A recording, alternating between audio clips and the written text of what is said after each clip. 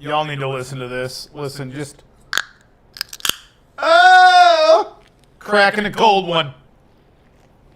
Cold DC to start off our Wednesday. Wait a minute, we got two mics going right now. Sorry, that was a double mic. I was double mic'd up. I apologize. This is going to be a little interesting, y'all. We're going to try and use StreamYard, but it's kind of weird how we're doing it, so bear with me. Bear with me. It's going to be an interesting one. It's going to be interesting. But what up, y'all? How is it going this fine Wednesday evening? We got DJ's Poke Center on. He's going to be on in about 15 minutes.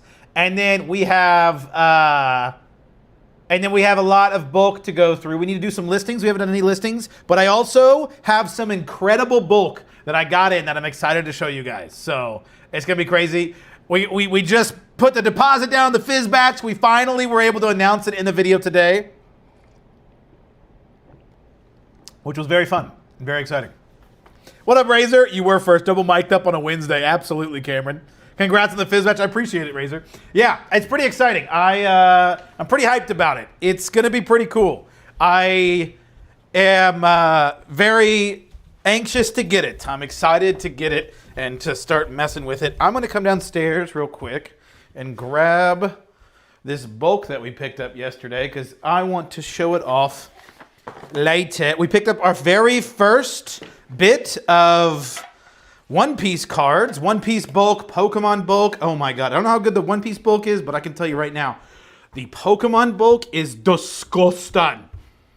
Like to the point where there's a chance, I couldn't quite tell, but there's a chance that I have to message them and say like, hey, I owe you more money because there might be some good cards in there that are worth a pretty penny. How shacked did we get in the UK on eBay store? Fee costs us over $100 a month for 1,500 free listings. Yeah, the UK eBay seems to be quite a bit different. But I think from what I understand, at the high end on eBay, you get like as much as you want, right? Like you get unlimited listings, but it's like pretty expensive. Theodore, first time on stream, love your videos. I appreciate it, Theodore. I very much appreciate it. Thank you. Welcome to the first stream. Hope you enjoy it. We're having DJ's Poke Center on tonight. Here very soon. So, yeah. Like, just some of these cards, I was like, wait a minute. Wait just a darn tootin' second. Let me see if I can find some of the ones. I mean, just really, probably nothing crazy. Probably nothing really crazy, but like some super solid hollows and reverse hollows. Like some of these are damaged, like this Jirachi and this Salamence, you know, pretty cool. Nothing crazy, but like, just like, look at that Latios, Cosmo hollow, a Hydrapple, Rebel Clash, stamped, which I think that means it's a certain, yeah, it's a promo. There was some other ones that I was like, whoa, this one looks pricey. Old Sun and Moon Quagsire. Like, just like perfect cards for the store that'll sell really well. Pikachu Reverse Hollows is a very good Sun and Moon base set reverse hollow. Pikachu anything is good, but older Pikachus like that is pretty solid. Old Mankey, I think it's a McDonald's promo right here. Like, just some good stuff. Some good stuff. Some reverse hollows from XY Evolutions. There was something else in here that I was like, whoa, that seems like it's pricey. Where was it? Where were you? Maybe, oh yeah, this Mew. Oh, yeah, Mew from XY Evolutions. Check it out. Added to the collection. Fortress Reverse Hollow. One that we do not own. Was excited to see that one too. So, pretty cool cards.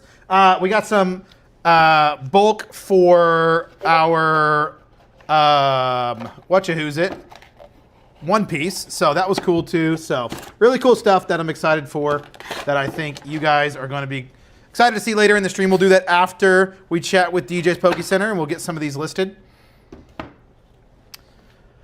Wanted to ask how you're going to differentiate tasks between the Fizz Batch and the Roka Sifter. To be honest, Razor, I don't know right now. I don't know what the Roka Sifter is going to do, and I don't know how good it's going to be. From what I understand, it's going to be a lot more hands-on. So I don't know how much we're really going to be using the Roka Sifter, but we'll see. We'll see. I have no idea. We'll see. It's a good question. I'll have to figure that out. You wouldn't need a fizz if you listed everything on TCG Player and said F you to those over to eBay and Mana platforms. You're right. You're right. Actually, you would. It would just help even more. There'd be no negative to using that. It would just help even more. 730 for unlimited listings? That sounds high, but in the US, if you want 200,000 listings, is the most you can get, and it's $2,000 a month. So it's better. Genuinely, it's better. On the very, very high end, of course.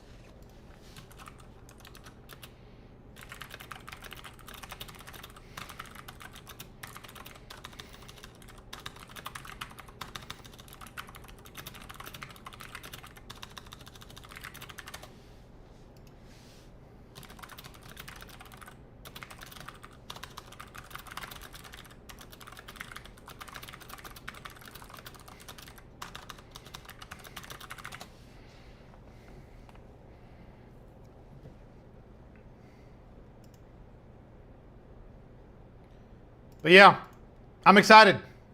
I'm excited to see how well it does. I'm very excited. Never a negative to TCGP. Yeah. Stop being an eBay shill and go get your forever stamps in the post office 5 times a week like everyone else. You're right. I'm sorry. I'm sorry. Definitely something I need to be doing. Definitely need to be getting my stamps. My stamps. Kind of realize bulk TCGs are just card shops who can't afford a brick and mortar. They're terrible people. Bulk TCG guys are the same. Yeah, that's a very reasonable take. Yeah, absolutely. Yes, all of us who have ever sold bulk are all one thing. Yeah, we're all the same. We're the exact same person. We're terrible people. We're poor. Can't afford a brick and mortar. Definitely that's all what we want. We all want a brick and mortar. And yeah. You seem like a reasonable human being. Pro L take. Phantom just watched your new video about the Fizz batch machine. Why not get the Roka TCG to 800 plus each month? Is that not fast enough? It's not. No, not what I want to do, Duck. Neckbeards too. Some shave though. Oh, good job, Linetails. You seem like a reasonable person, and you don't seem like a loser at all. You seem so cool. You seem like such a cool person that would join a live stream just to shit on somebody. You seem like a well-adjusted human being. I hope the best for you. I have the sifter, Duck Lover. I got the sifter. Grass dude, I'm sure it'll be fine. And like you said, it doesn't do what you want. You're not locked in. I want one eventually, but it won't fit in an elevator. Yeah, it's going to be interesting to see how this thing goes up my stairs. I'm hoping it can go up my stairs. I do have a tight squeeze right there at the bottom, so ooh. You're so mean, yeah. That's cool. Just you like some scummy hustle. Go away. Go away. You're a fucking loser, dude. Jesus Christ. Oh, I love it. I like my method. I taught a sports shop about TCGs, and now I sell in the shop on consignment without owning the brick and mortar. Hell yeah, Cardiac. That's awesome. You really joined a live stream to spread love today. Love the most recent video. Oh, I appreciate it, man. Scummy hustle. Everything's a scummy hustle other than the things that they do.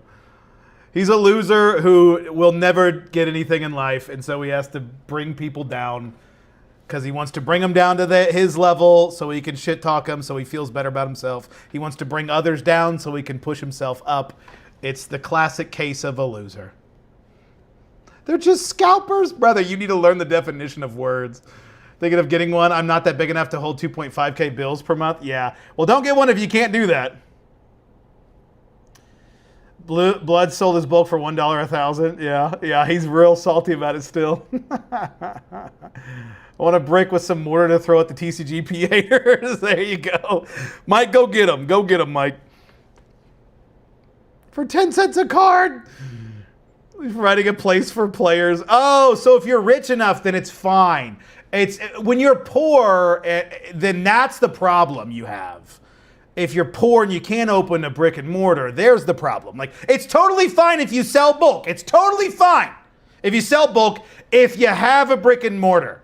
But to get to that point, eventually, one point in your life, because we all know every person that's owned a brick and mortar has always owned one. They just popped up. They turned 18 and they're like, boom, brick and mortar now exists, and now we're fine. We're cool. We're totally fine. Totally reasonable. Linetails said it was okay. Linetails, the fucking loser, said it was totally fine to have a brick and mortar. It's totally fine. But anyone who does it, I mean, what are you even doing? Stop being poor, bitch. I sold it. He did. He really did sell it for $1 per thousand. He's salty about it. We should all go get jobs. Yeah. I got lots of listings. Do we have a terrible credit and terrible side hustle? Okay, let me ban this guy so we can get DJ in here and actually have a good conversation. How do I ban somebody? Let's put him in timeout for 24 hours. I want him back. I definitely want him back. We can't go away with him. He definitely needs to come back. Definitely. What up, man? Can we hear you? What's going on? Hey, let me get you full screen and get you on here. Right on. How are you? Good. Life is good, man. Just got off work not too long ago. Work. Yeah.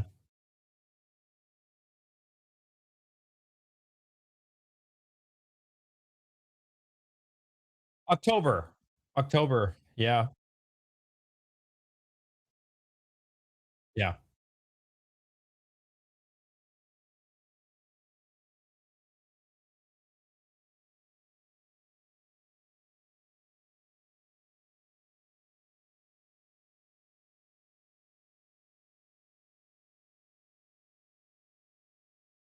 Thank you. Thank you, bro. Yeah, watch your stuff too, man.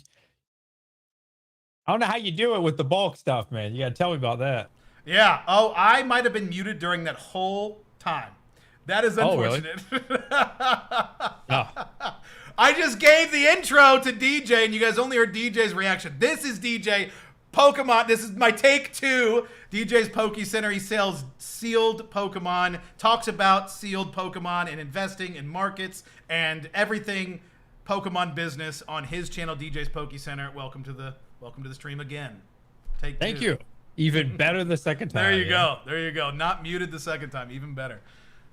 But you just asked me a question. I already forgot. I'm sorry. I got distracted by my muted mic. Oh yeah, I said I know you're doing the bulk thing. I'm curious why the bulk route. It's easy. It's cheap. I ain't got that sealed investment money. You know what I mean? So we had to start with something. We had to start with something real cheap and easy to get relatively. And it kind of just kept growing, and we had some fun with it. And that's the direction we've gone. Why the sealed? What brought you into the sealed world? Well, probably money. To be honest with you, probably money. But I used to sell comic books a long time ago. So I bought like a fairly decent sized collection. It was like 30 boxes, long boxes. I don't know if you know about comic books at all. Yep.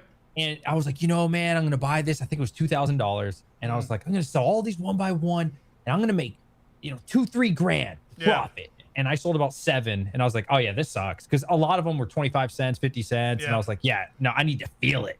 So I learned really early, like 7-8 years ago. I'm not in personally, no hate. Yeah. I'm just personally, like, I need to feel it. You know what I mean? I need to feel the money coming in. Mm-hmm. Yeah.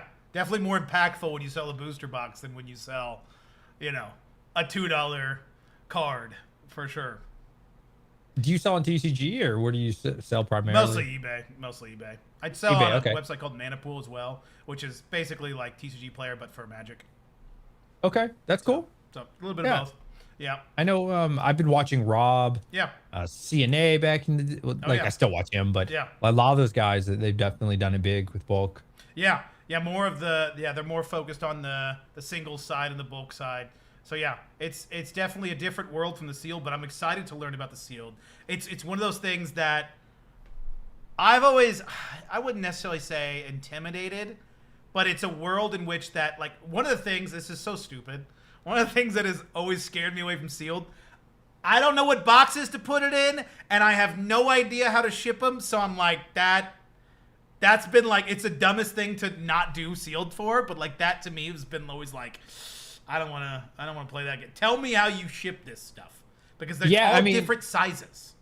Yeah, for the most part. So if you're shipping like one ETB, it's gonna be 8 by 8 by 4.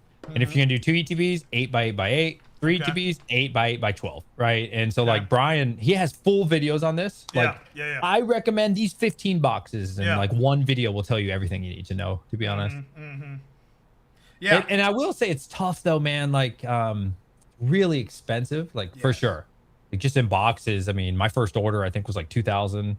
Just to, you know, and that's not profit in any way. I'm not making any money. In fact, I probably lose on almost every order for shipping, which is kind of annoying. But I've tried to balance that, because if I make shipping too expensive, people don't want it. Right. And if you lose too much, obviously that's not good, right? Like you're trying to make at least $5 every ETB, you know? Okay. So that's what kind of profit you're looking at, like $5 an ETB is what you're aiming for? Like minimum, like really bad set, like terrible. It went terrible. I really try to get like $7 to $10 net, like after all of it. Okay. For me, that just feels like it's more worth it. And of course, depending on the set, like Pitch Black was an L. I just dumped it off real quick, you know, move on to 30th. Yeah. I either broke even or made like 2 or 3%. And why was that one such a bust? Is it just because the price went down quickly, or? Yeah, I mean, pre-sales, which you never go off pre-sales, but it was like 280, 290, and then instantly went to like 205, 210, like instantly, as soon as it opened up. And so everybody panicked, all the big stores, you know, that are still profiting a lot of money. Because if you're getting these booster boxes for $100, 105, you don't care. You can still sell for MSRP and make a killing. You know, you're still clearing, not quite a 2x, but you're up there. So these guys can afford to do that, right? So I mean, if I paid $200 per booster box for my guy, so I just ended up selling them all for $210 real quick, and just get them off the books, and let's get ready for the 30th. Yeah. So you don't. For those that don't know, you don't have a distributor, and you have. What is your way of getting like a new set? Do you have somebody that you go to that does have a distributor and is just paying you like a certain percentage, or are you just like talking to people that are standing in lines, or how do you get new English product? Yeah, I just got distro in May. However, I don't get Pokemon. Okay. I don't get Pokemon allocation yet. Okay. I mean, I've got battle decks, but you know, that doesn't really count. Honestly, bro, like most of my customers come from YouTube, like just watching me. Yeah. So I just say, hey guys, buying collections at 80%. Yeah. Hey, you know, and it changes week to week. Right now, I'm paying 75. Right. And because the market's been really dry and slow. Yeah. But that's generally where most things come. And really? I've worked with a few people that have distro, but they stop after like 2 times. I wish they would continue to come, but I guess they find a person paying a little more sometimes. So you go for maximum value instead of like long-term relationship. Right. Yeah. Interesting. I didn't know you got distribution. That's exciting. So what do you get out of distribution that's not Pokemon? Is there like, are you getting One Piece at all? Or are you getting any kind of side things, Magic? No, you can't get Magic. Oh yeah, you need a brick and mortar for Magic. You need a brick and mortar. So like all the really good stuff besides Pokemon, you need a brick and mortar. So I mean, I buy a lot of top loaders. Those do really well for me. Really? And then I buy like really well. And then there's a lot of things I buy, man, that I just know they're gonna sit, like binders. I bought this new thing called Vibes, Cookie Run I've been buying, and there's some other things that I'm like, okay, look, I'm gonna throw these on eBay. I'm gonna probably lose 5, 10, 12%. It's okay, you know, I don't care, because more importantly, long term, that builds my spend up. Yeah. And then one day it's gonna pay off. Yeah. So we talk about on this channel how I started with $0 in the bank. That's kind of like the running joke, but I did start with nothing and try to build. That's basically why we had to start with bulk, because we had and I didn't invest any of my own capital into this outside of what I had on hand. What did you start the business? Like, what was your initial investment? What did that first month look like, if you're willing to disclose of course. numbers? Yeah, of course, man. About 22,000 in inventory. Yeah, so it's mostly prismatic, and then Twilight, like all ETBs for the most part. Journey Together, trying to think, like Mega Base. I think Mega Base is when I started the the store roughly, Yeah. for like Phantasmal Flames about to come out. So Mhm. yeah, just tons and tons of ETBs. Yeah, Gotcha. man. Nice. Wow. So 22,000. All you have to do is have 22,000 to start a sealed booster or a sealed collection of starting to sell. Do you think that that's like a reasonable start, or like did you wish you had more? Do you think you could have done it with less? Could have gotten away with less? I think you can do it at, you could do it 5 or 10,000. The thing is, you're not going to scale it up, right? So like obviously if Yeah. you start 22,000, you're going to be able to grow it much quicker. Like I'm Yeah. about to hit I think I just hit 500,000 in sales. Wow. I'm not sure. I have to Wow. check. Right. Yeah. So but like obviously if I had 50,000, I could do a little faster. Yeah. And Yeah. now I mean sitting inventory probably like 80, 90,000, like rotating in Mm, between. mhm. This month's been really bad, not gonna lie, because like the market slowed down for me. But like 2 months ago it was 102,000, and then the month before that was 110,000, something like that. So we were Yeah. doing six figures, and Wow. but yeah, I definitely think it's more of like just not holding on to the product. Yeah, how fast can you churn this? Yeah. You know what I mean? Yeah. Like Yeah. the biggest collection I bought so far was about 46,000, and it was gone in about a week and a half, like all of Wow. it. Yeah. Just gone. You just Yeah. as quick as you can possibly get rid of it is as Mhm. fast as your business can grow. And so Mhm. like I learned from the comic book world because again, I used to vend as a comic book guy, and I've been involved in comic books since I was a little kid. But I noticed, for me at least, it's always been better to take 10% than to shoot for the moon for 15, 20 and let the inventory sit for a month. Right. You know? Right. So I mean, I'm gonna shoot for the moon, but after like 1 day, 2 days, it doesn't move. All right, let's just drop it a few percentage, instantly gone. When's Yeah. the next collection? Yeah. I got 3 collections coming in this week. I got 5 this week. Just keep them coming, keep it churning. And I'd rather take just a lower percentage, but that means I can do it 2 or 3 times faster. And I Mhm. felt like that was a faster way, at least for me, to grow my business Right. rather than trying to maximize every little sale. Yeah. So you do. This is mostly English, because I always thought you did Japanese. Are you mostly doing English sets? Yeah, mostly English. Okay. I've dabbled into Yeah. Japanese. Yeah. Man, Japanese isn't that good right now. It's Yeah. really bad. Chinese has been better for me than Yeah. Japanese. Yeah. But even then, I mean, it's not high volume. I Mhm. might sell a couple cases a month. It's not that good. English is where it's at, man, Yeah. for sure. Yeah. Do you have any fears when it comes to the market? Like, let's say we go into a bear market where we're back to, Scarlet Violet base, Scarlet Violet. What was the second? Whatever. The first 3 sets came out and they were like under MSRP. Are you Right. not too worried since you are buying percentage wise throughout it anyway? So that was definitely a concern for me. I talked to Dan about this. I don't know if you've ever talked to Catch 'em All Collectibles. I haven't yet. No. Okay. So yeah, I asked him that question. He's like, bro, you'll make more money. And I was like, what do you mean? He's like, dude, because right now you have to be really competitive. Yes. You have to pay 80%. Yep. I'm only offering 75, which to be honest with you, a lot less people reach out, maybe Yeah. 1 or 2 a week. Yeah. And I'm still denying them because I just feel like it's too high still. Mhm. Then but anyways, he's like, dude, when the bear run comes, you're paying 60%, Yeah. 65. Yeah. Like, and people are begging you to take their collection. Believe it or not, it seems impossible. Yeah, yeah, Times yeah. right now, it's Yeah. like nobody would ever give he's like, dude, paying 60% is overpaying for stuff. And so then I can drop my percentage significantly under market, anywhere cheaper than you can get it from TCG, anywhere you'll be able to get it from eBay. And so like that's obviously not something I've been able to do so far, but it gives me a little hope. Yeah. It's definitely concerning. Yeah. And like times like these, right? Sealed has been really bad, but it's been really good. Singles, it's been really good. Slabs, like those people right now, maybe that's partially or majorly because of PSA shutting down. As soon as PSA shut down, boom, everybody's paying all these crazy Yeah. numbers. Everybody Yep. needs, you know what I mean? So Yep. like there's good times for certain things, there's bad times for others. So definitely there's something to worry about. Yeah, yeah, it is interesting. It's similar in the world of singles and bulk for that matter. That's what they talk about, like in a bear market. Again, I also don't know what a bear market's like. We're in a bull market. I've always been in it, at least with this business, and it's a similar thing with sealed. People are singles where it's like when it goes down, you go with the market. You're buying percentages, so it's not like. I think it's a little different when you deal with distribution, obviously. Like, if you're getting this stuff for MSRP and market's below MSRP, that's like, or like you're obviously not getting for MSRP, but like you're kind of breaking even, almost losing some money during those bear markets. I know, like, I was watching Rudy when Scarlet Violet Base was the thing, and he was just like, no one wants this shit. And now it's like, I don't know what Scarlet and Violet Base set is at right now, but like, I'm sure it's way, way, way above what it was, like everything else. So it's just like one of those things. But so do you think that you're going to move into the distribution side more? I know you're trying to like raise your spend. Do you see that being your future, or do you still think that your bread and butter is going to be buying collections from people online? That's a really good question.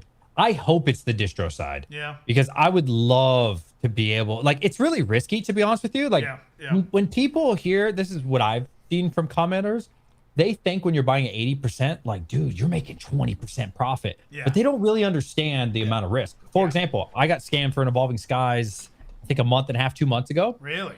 2,700, right? Like top of the market at the time. Dude just scammed me. You know what I mean? I'm out that money. I'm out the money. I'm out the Evolving Skies. If you think about it, I'm out 5K. Yeah. Right? Yeah. Just because the guy scammed me on it, charged me back, lied, say he didn't get it, blah, blah, all this stuff. Right? So like he scammed you as in he bought it from your website. And he bought it from my website. Okay. He filmed a video and he scammed multiple YouTubers, the exact same person, same address. Other people have reached out. He scammed all of us at the same time. Jeez. I don't know.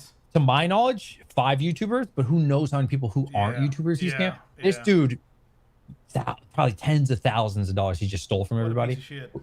What a piece of shit, right? But I mean, that's definitely like for sure something to consider. A launch chargeback. It sucks. Yeah. I didn't think about charge. So have you gotten that a lot? Like, is that something you have to? I mean, 2,700. If you're making, you said even $10 in ETB, that's 270 ETBs you got to sell to get that profit. And then, like you said, you're out the ETBs. So realistically, that's a lot. Yeah, double. Then make it. Yeah. Yeah. I guess to bring it back to my point. Yeah. So people think, wow, this dude's making 20%. Okay, 3% to Shopify fee. The biggest and most important one is, can you sell it for full market value? Now on eBay, you can do that, right? On TCG Player, you can do that. You have millions of eyes on it. On your own private store, why are people coming to you? Because you give them a little bit of discount under market. I'd always try to be 3 to 5% under market. Right. And if you consider you don't pay tax with me, you pay tax on eBay, you pay tax on TCG, you end up saving a lot of money. But if you're the same price as market, a lot of people might not buy from you. So right off the bat, you're not going to get full market, right? So you can forget the 20%. Let's call it 15%. 3% goes to Shopify, right? So you'll be, if everything goes well, about 12, 13%. But, all of a sudden, UPS loses one of your packages. Well, now you're out 300. I usually get charged back $100 to $300. This was the first time 2,700, which ended up being over 5K in the end, right? I would say that happened historically for me about every 1 in 250 to 300 orders. Oh, okay. That's not terrible. It happens. And so like I talked to a non-TCG, I talked to everybody running a multi-million-dollar business, not me, but them. And every one of them says, just take it on chin like a man. It's going to happen. And guess what? It's going to continue to happen. And no matter what you do, it's going to happen again. So like, take it on the chin. It sucks. Cost of doing business. You're going to get scammed for sure. Yeah. Yeah. Yeah. That's scary. Yeah. Because hell, I just shipped. I think my biggest card I've shipped is like $180 card I shipped today, and someone was just gonna take that. I'm like, damn. But I mean, it wouldn't be like, you take it on. You get that on the single side too, but not to that scale. Definitely not stealing 5K from me. That would be a big hit. That would be a big hit. It wasn't good. Yeah. It wasn't a good hit. Yeah. For sure. Yeah. That could. What kind of impact does that have? Like, how, like if you had to put it in like a weeks or months or whatever, like what does that set you back at that point? So it happened like a month and a half ago. I think a month and a half ago or whatever, 2 months ago, I did like 60,000, 62,000. It was a bad month for us. So I don't know, less than 10%. Less than 10% for the month wasted. So like basically I bought a whole collection, did all the work for that guy and sold it for him. Right. Kind of deal. Yeah. So it definitely sucks. It's not good, but I mean, it is what it is. Yeah. So you talk about investing a lot. So I'll be honest. I've said it many times on the stream. I'm not an investor. Frankly, and it's the only reason why I don't watch more of your content, which I don't blame you for making this content because that's what people want to watch. But I don't give a shit about investing content. I don't care if the market's going up, down. I'm going to go. I'm riding it, regardless of where it's going. But that being said, do you get into the investing game? I think I heard you make a video one time where you talked about like Brian was like, just sell it. Like, but do you hold some stuff back? You're like, oh, but this is just too good. You do a little bit of that, or is it really just for the content and you're moving and grooving? I mean, I gotta make daily videos or like every other day video. Yep. You gotta talk about something. Yep. Oh yeah. You know what I mean? 100%. Like, and business videos are like the worst performing for me. Yep. But by far. Yeah. Now those are probably the best videos I make. I know. Arguably. That's the one I watch. Right? I love them. Nobody watches them. Dude. Yeah. Like, yeah. 100%. Dude, it's crazy how YouTube works. Because if I do you curse at all or no? Yeah, you can curse. Yeah. I sit my ass in a chair, like, and I'll get 4,000 or 5,000 views. Yeah. Oh yeah. If I do 8 hours of editing, what it's like to buy a collection, how to profit more money, how to box, and 1,000 views, bro. Yeah. Like, yeah. And it takes 20 times more effort. Literally, Yeah. I have to edit and do all these things and put all this time, and I could literally produce 10 times the amount of videos. And every, the more views, if they're curated to like the investor side, they're gonna buy more. You know what I mean? So like, my business grows when I talk about like, this is what I'm buying and this is what I'm buying for my store. They love that stuff, man. People love that energy, but unfortunately, just the business side, nobody cares, Yeah. Yeah. It's unfortunate. I wish I could just make business videos and how-tos, and this isn't the market for it, unfortunately. Yeah. Well, I would say more so, if I had to guess, it's more your niche. Like, because I can't, if I didn't, it'd be the opposite for me. If I made a video, to be fair, I've never done it, so maybe I'm wrong. But, because I don't, that's just not my interest. But if I made a market video, I feel like it would tank. But my business videos do well. Because that's the niche that that's the culture I've built. And you've built that culture of like, here's the market, here's what we're talking about. That's your viewership. That's what your viewers like to watch. I think I saw that you did, I didn't realize this. I was one of your videos that I was watching recently that you used to be like a Diablo streamer. Yeah. I used to be sponsored from Blizzard Entertainment. Yeah, that's awesome. I saw you were like in the BattleNet launcher and everything. That was awesome. That was me. Yeah, bro. So I don't know if you ever played Diablo 2 Resurrected, the remake. Yeah. So I can't talk about it fully because I signed a lot of NDAs, but I helped. My input was very heavy in that game, and like, keep this OG. Nah, that needs to be changed. Yeah. That's a bug. People love that bug. E-bug, if anybody's ever heard of e-bug, and like, there's an Endarial bug, and there's certain bugs in the game that people actually enjoy. They needed people like at one point. Oh, what happened to me? Maybe it's just his camera. Oh, maybe you know what? I think I know what happened. I think my phone probably died. That's fun. But continue on. I'm listening. Yeah. So like, I'm just saying my input was like really important on it. At one point, I was a top 10 player on the planet. Really? Hardcore. Hardcore speedrunner. Oh, okay. I was about to say, I don't know the competition side of Diablo. It was hard, man. Yeah. It was hard. Yeah, I can imagine. So I think it's more, how like if you were to like play a different game than Diablo on your stream, I imagine your stream would then cut viewership in like half or something like that. Oh, 100%. Yeah. So it's similar in that regard, that like niche of like, this niche works because my audience is used to it, and this is what I've built my audience around. So I definitely think that, because I've heard you talk about like vending content as well. I've heard you say stuff like, like no one watches my vending content, and why would they? Because right.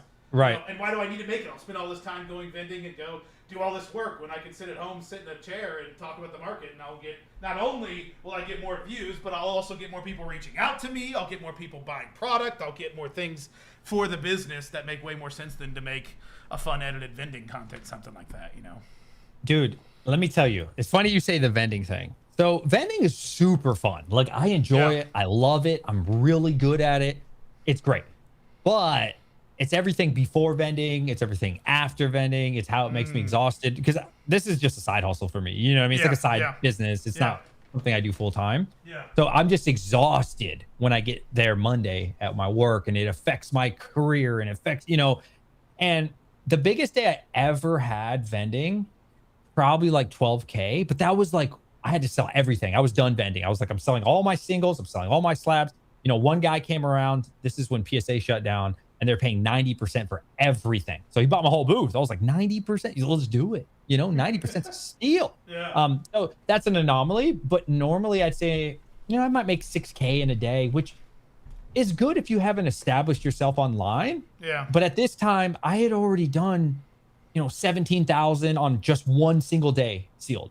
21 grand in one night just from being live on my YouTube. 21,000 in sales. You know what I'm saying? Yeah, So yeah. I'm like, man, all I had to do was hit record, went live for an hour and a half, 2 hours, and make, not make, but sell Yeah. 20 grand. And then when I'm done, I can go lay down, and I don't have to travel and I don't have to do. And so that's why I feel like I can't speak for other people. Yeah. For me personally, it's just like, why would I not put my energy into that more when obviously it's working, rather than like waking up at 5 a.m. to go drive out and price out these cards for 7 hours before and spend money on a hotel potentially and stand there for 8 hours. And one thing I really hate about vending is like, you never know what's going to happen. Yeah. Right. So like I've had it where it's 5 hours of nothing. And then sometimes you get a great show. Sometimes you get a terrible show. And so it's like, it's not even about you sometimes, right? Sometimes you're just at the mercy of, was there a football game that day? Was whatever, right? Like people didn't feel going outside. Well by somebody else for the show. Was it marketed well? So like a lot of that's not even in your control. And so, I did it like, I think 4 times in, and I was like, okay, I had already signed up for 3 more like an idiot. So I did honor those, but about 4 shows in, I was like, okay, the magic started wearing off of like, I love talking to people and this is great. And I was like, this is just not the best way to do business. Yeah. It's difficult. I definitely can appreciate those that do vending, because it's one of those things that it can absolutely be a grind that I have not done. I am going to be going to a show in November, and I got invited to one in November, which I'm excited to go to. But it's just going to be one of those things where like, I'll do it, I'll have some fun with it, but I can't imagine it being something long term for me, because it just. Yeah, similar to what you're saying. It's just like, I could sit at home and sell these cards for more than I sell them in person. Like I am not selling my cards at market. I'm selling them above market on eBay, and they're still selling. Like I would never want. Like I will be taking a hit by selling them in person. Sure, I don't have the fees, but it's just like, even after all that, it's probably close to breaking even compared to just selling it online. So, and I'm sure there's things that sell better in person, but I'm curious. You're doing really good numbers. Are you pulling anything from the business, or is everything being just straight back into the business, reinvesting right back into it? Everything's in the business, bro. Yep. Like everything. I have no, like I said, it's just a side thing for me. Yeah. So I don't need the money for that. I'd rather just keep it in the business. It's just much more beneficial to me. Yeah, absolutely. You can just make your money make money instead of just throwing it away on things like you don't go need. buy a new car or something, no, that's not gonna be something I do. I will say your niche is really smart, right? The way you're doing it, because like I think there's more people that don't have money than that do have money, right? So like I remember seeing you explode really fast with this channel, because it's like starting from $0, and most people don't have a lot of money. I think it's about 55 to 60% of Americans don't have $1,000 in their savings account, right? So like when they hear you say what you're saying, they're like, he could do it, I could do it, right? When they see what I'm saying, it's more for like an established person. Like most people don't have 22 G's to just drop, right? And then, what I mean? So like it's a really small niche trying to start off. So when I do a business video, hey guys, just spent 2,000 on these. And guys, I spent a couple thousand on this, and you're like just negative immediately, and then, you got to buy all these inventory. You got to get this type of this. And so like, I think definitely like singles and bulk is way, way bigger of a niche than like what I'm doing, which is smart for you, man. Like definitely. Yeah, there's definitely a niche that it's definitely a decently sized niche, but I think people are, I'm surprised at how small it actually is at times, because I'm like, this is a little small space. Like it's not that long. I mean, outside of like, I think Rob would be the biggest content creator in this niche, and for all intents and purposes, Rob's not that big of a content creator. So people kind of think it's like this big thing, but it's really not like huge. It's not like, I mean, I guess in the investing side, you've got Rudy. So it's like Rudy's way up here. And then like, I'm trying to think, it goes Rudy, and then like whoever's next after that's like, maybe Brian's probably the next big thing after that. Like I would probably, is there anybody that would be bigger than Brian? There might be some people. I just don't know who they are for sure. Rob's OG legend. yeah. Shout out to Rob, but Yeah. like, he doesn't really make videos often, right? So Yeah. he might go He's getting a month. it. He's getting back He, into he it. says that every time, and then he like Yeah. goes ghost for like a month, right? Well, I'll get And on then his ass. I'll make sure he get on his ass. Shout out to Rob, man. Yeah, and it sucks for me because I'm a viewer, right? Yeah, Like, yeah, I love the content. Yeah. So I'm like, yeah, we just got 2 videos in 2 weeks. Yes. We're gone, goes for a month. You know, so I definitely think he would grow in like many of these. Even 100%. Brian's been taking a huge step back, of like maybe a video. Yeah. And then go blank for like a week, 7 videos, 2 weeks off. You know, you just never know anymore. Yeah. He's got his hands full now with a newborn. Yeah. Do you have kids? I have 2 kids, man. Oh yeah, nice. What are their ages? Yeah. 10 and 7. Awesome. Yeah. That's exciting. Yeah. What about you? Nope, none. I have Okay. a dog and a cat. So how do you find the Nice. time? This is often a lot of things that people talk about, at least when it comes to my side of the niche, of like, I just don't got time for that. And I'm like, you probably do. So what would you say, day in the life of DJ, everything all in? Video, how long you spending on a video, how long you spending on packing, how long you spending on working on the website? Like what does that look like? To answer the first part, like how do I make time for the kids? You want the honest answer or you want like the PG answer? I want honesty. I'm all about honesty. You have to give up family time. Like if you want to truly make it and you have a full-time career. Now, if you don't have a career, you staying at home, it might be different. But like, I mean, I work minimum 12 hours a day, minimum. Monday through Friday. Full-time job? Yeah, minimum. Oh, Jesus. But upwards of 14 or 15 hours. And I still get everything done. I'll still pack every single order. I'll still do everything I need to, still make my videos, never miss, blah, blah, blah. It really, so then if you think about it, I mean, with your family, you have what, 3 hours, right? So unfortunately, the sad truth is, hey, do you want to hang out? I can't. Hey, do you want to do this? I just can't. And so I always find time for them 100%. Like they're my kids. I love them. But like, that's the honest truth, bro. Like you're going to have to cut back on something. And when I first made the business, I didn't have to do that because my sales were low. I think they were like 25, 40,000, it was, for me, that was like very manageable, where I could start packing at like 9 or 10 at night.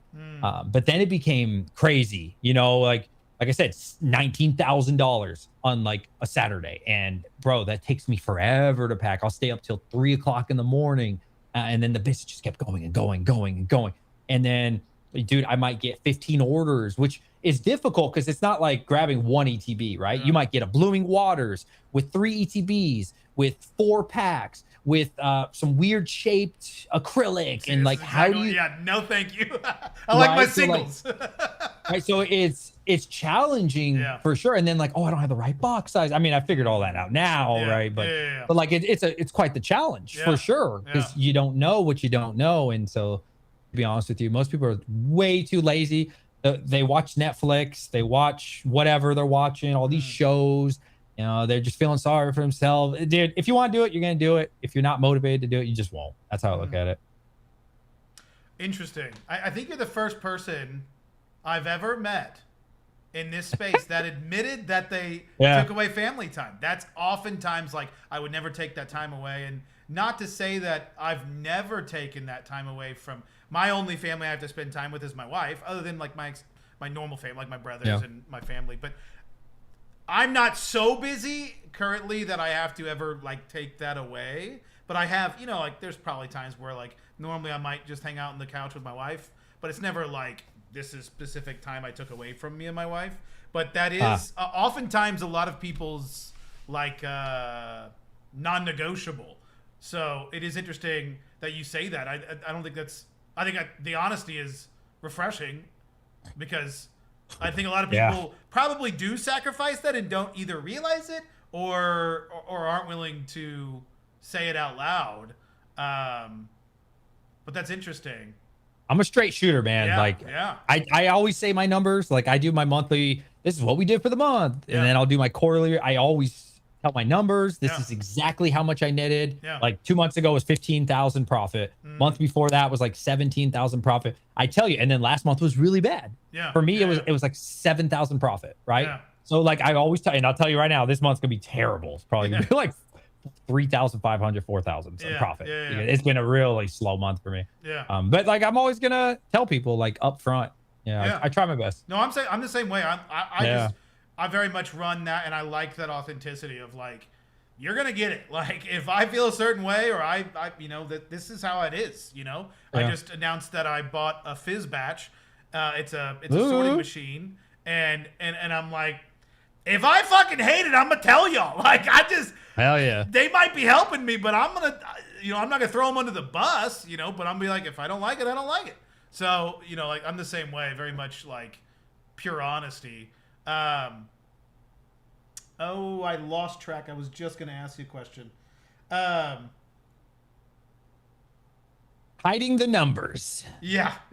and sitting. I don't do any of that. I No, don't like that. I'm the same way, I don't yeah. like that as a viewer, man. Yeah, that same, shit yeah. drives me crazy. Like people, I'm not gonna say they need to know because nobody deserves to know your business. Yeah. But if they say, hey, I did 3 million in sales, I did 300,000 in sales, I did 20,000 in sales. What's the number one thing? People are there to find out how much money you made at the end of the day. That's what I want to know. That's what everybody wants to know. And like at the end, if you just tease us and you don't even tell us what you made, it kind of feels like, what was the point of why did I watch your video? Yeah. Because you don't want to share that. It's just, what's the point, man? Just left me hanging. Yeah. So that's what I was going to ask. Is there a point where this becomes a full-time job? Is there like something you're shooting for? What's the number? What's the time frame, or what does that look like? Full-time Pokemon. I know exactly when. What's today? So it's 3 years and 1 month and 3 weeks from now. Why 3 that? years, 1 month, that's when I retire from my job. So after from my job, or my career, I should say, after I do 20 years, I get paid for the rest of my life. Oh, So I'll be nice. 39. And then at that point, I could either retire young, which I don't want to, or I can just move on to Pokemon. So there we go. That's when I go full-time Pokemon and really put my time into it. Because I don't know how your channel works because you use eBay. So maybe it's very different. But for me, if I don't make video, I don't make sale. If I make video, I make sale. Yeah. If I 3x my output for YouTube videos, I 3x my sales. It's really that simple. So I'll have nothing but time. Maybe I'll do 2 videos a day, right? And so then I'll get literally my business will 2x. Maybe that's always not perfect math, but generally that's how it tends to be, man. Yeah. It's like make video, make sale. No video, no sale. Simple as that. So that's an interesting point too. Mine is not. Right. I would say a very small percentage of my sales are viewers. A lot of what I bring in is viewers. And if we specifically talk about like, hey, I'm sourcing, that's one thing. But no, most of my stuff has nothing to do with like my output in regards to how much is selling. But people accuse us of Rudy, and I'm curious on a smaller scale. People say like Rudy says things so he can sell product. Do you ever do that? Do you ever say like if you got prismatic ETBs and they're going down or whatever the fuck it is, perfect order. If you got a bunch of perfect order and nobody wants that shit, are you like, do you make a video? Perfect order is a good investment. Like it's kind of low right now. Like, is that ever like you kind of have that incentive? Is that ever a thing? I don't feel like I do, but I think anybody who says no is probably either lying on purpose or they just don't even realize it. Like it's human nature. Yeah. Okay. I really think Prismatic's a great set, personally. Yeah. Honestly, honest to God, man. Opened up thousands of packs with the kids. Like, love it. I mean, we open a lot of Pokemon, man. I'm a big time collector, but I don't really talk about that because it's a business channel, right? Yeah. But we are. Yeah. So I really believe in the shit I'm saying. I could be wrong. Yeah. Like I'm wrong all the time, dude. You know what I mean? Yeah. But yeah, for sure. Like how I try to word it, at least from my understanding of what I feel anyways. Hey guys, this is what I have on the store. You can buy it or not. Cool. Kind of deal. Because like I don't know what I'm gonna get. I don't have a consistent supply like that. For me, it doesn't work like that. Dude, I get collections and I might have XY in it. I might have a bunch of Sword and Shield. Then the next collection comes in, I've got some Chaos Rising with some Perfect Order with I can't even pump one thing. It wouldn't even make sense because I'll get 40 different SKUs from 40 different genres of this and that, and I'll get 3 of them. So I don't, you know what I mean? Now I'm not getting like a pallet. I mean, I have got pallets before. That was really good for me, like the UPC. I was selling sealed cases like dirt cheap, bro. Dirt cheap. Of what? The Mega UPC cases. Oh, okay. I sold them for $800, which if you do the math, it's $200 per. And that's a sealed case, which is like really hard to get. That was a steal. You know, I do things like that because I know I can get rid of it much, much quicker. Like, again, can I squeeze out $1,000 easily? Easy. But if I can get it for 800, can I replicate that again and do the quick flip and get another one? You know? Yeah. It's all about quick money for that. That's good. Yeah.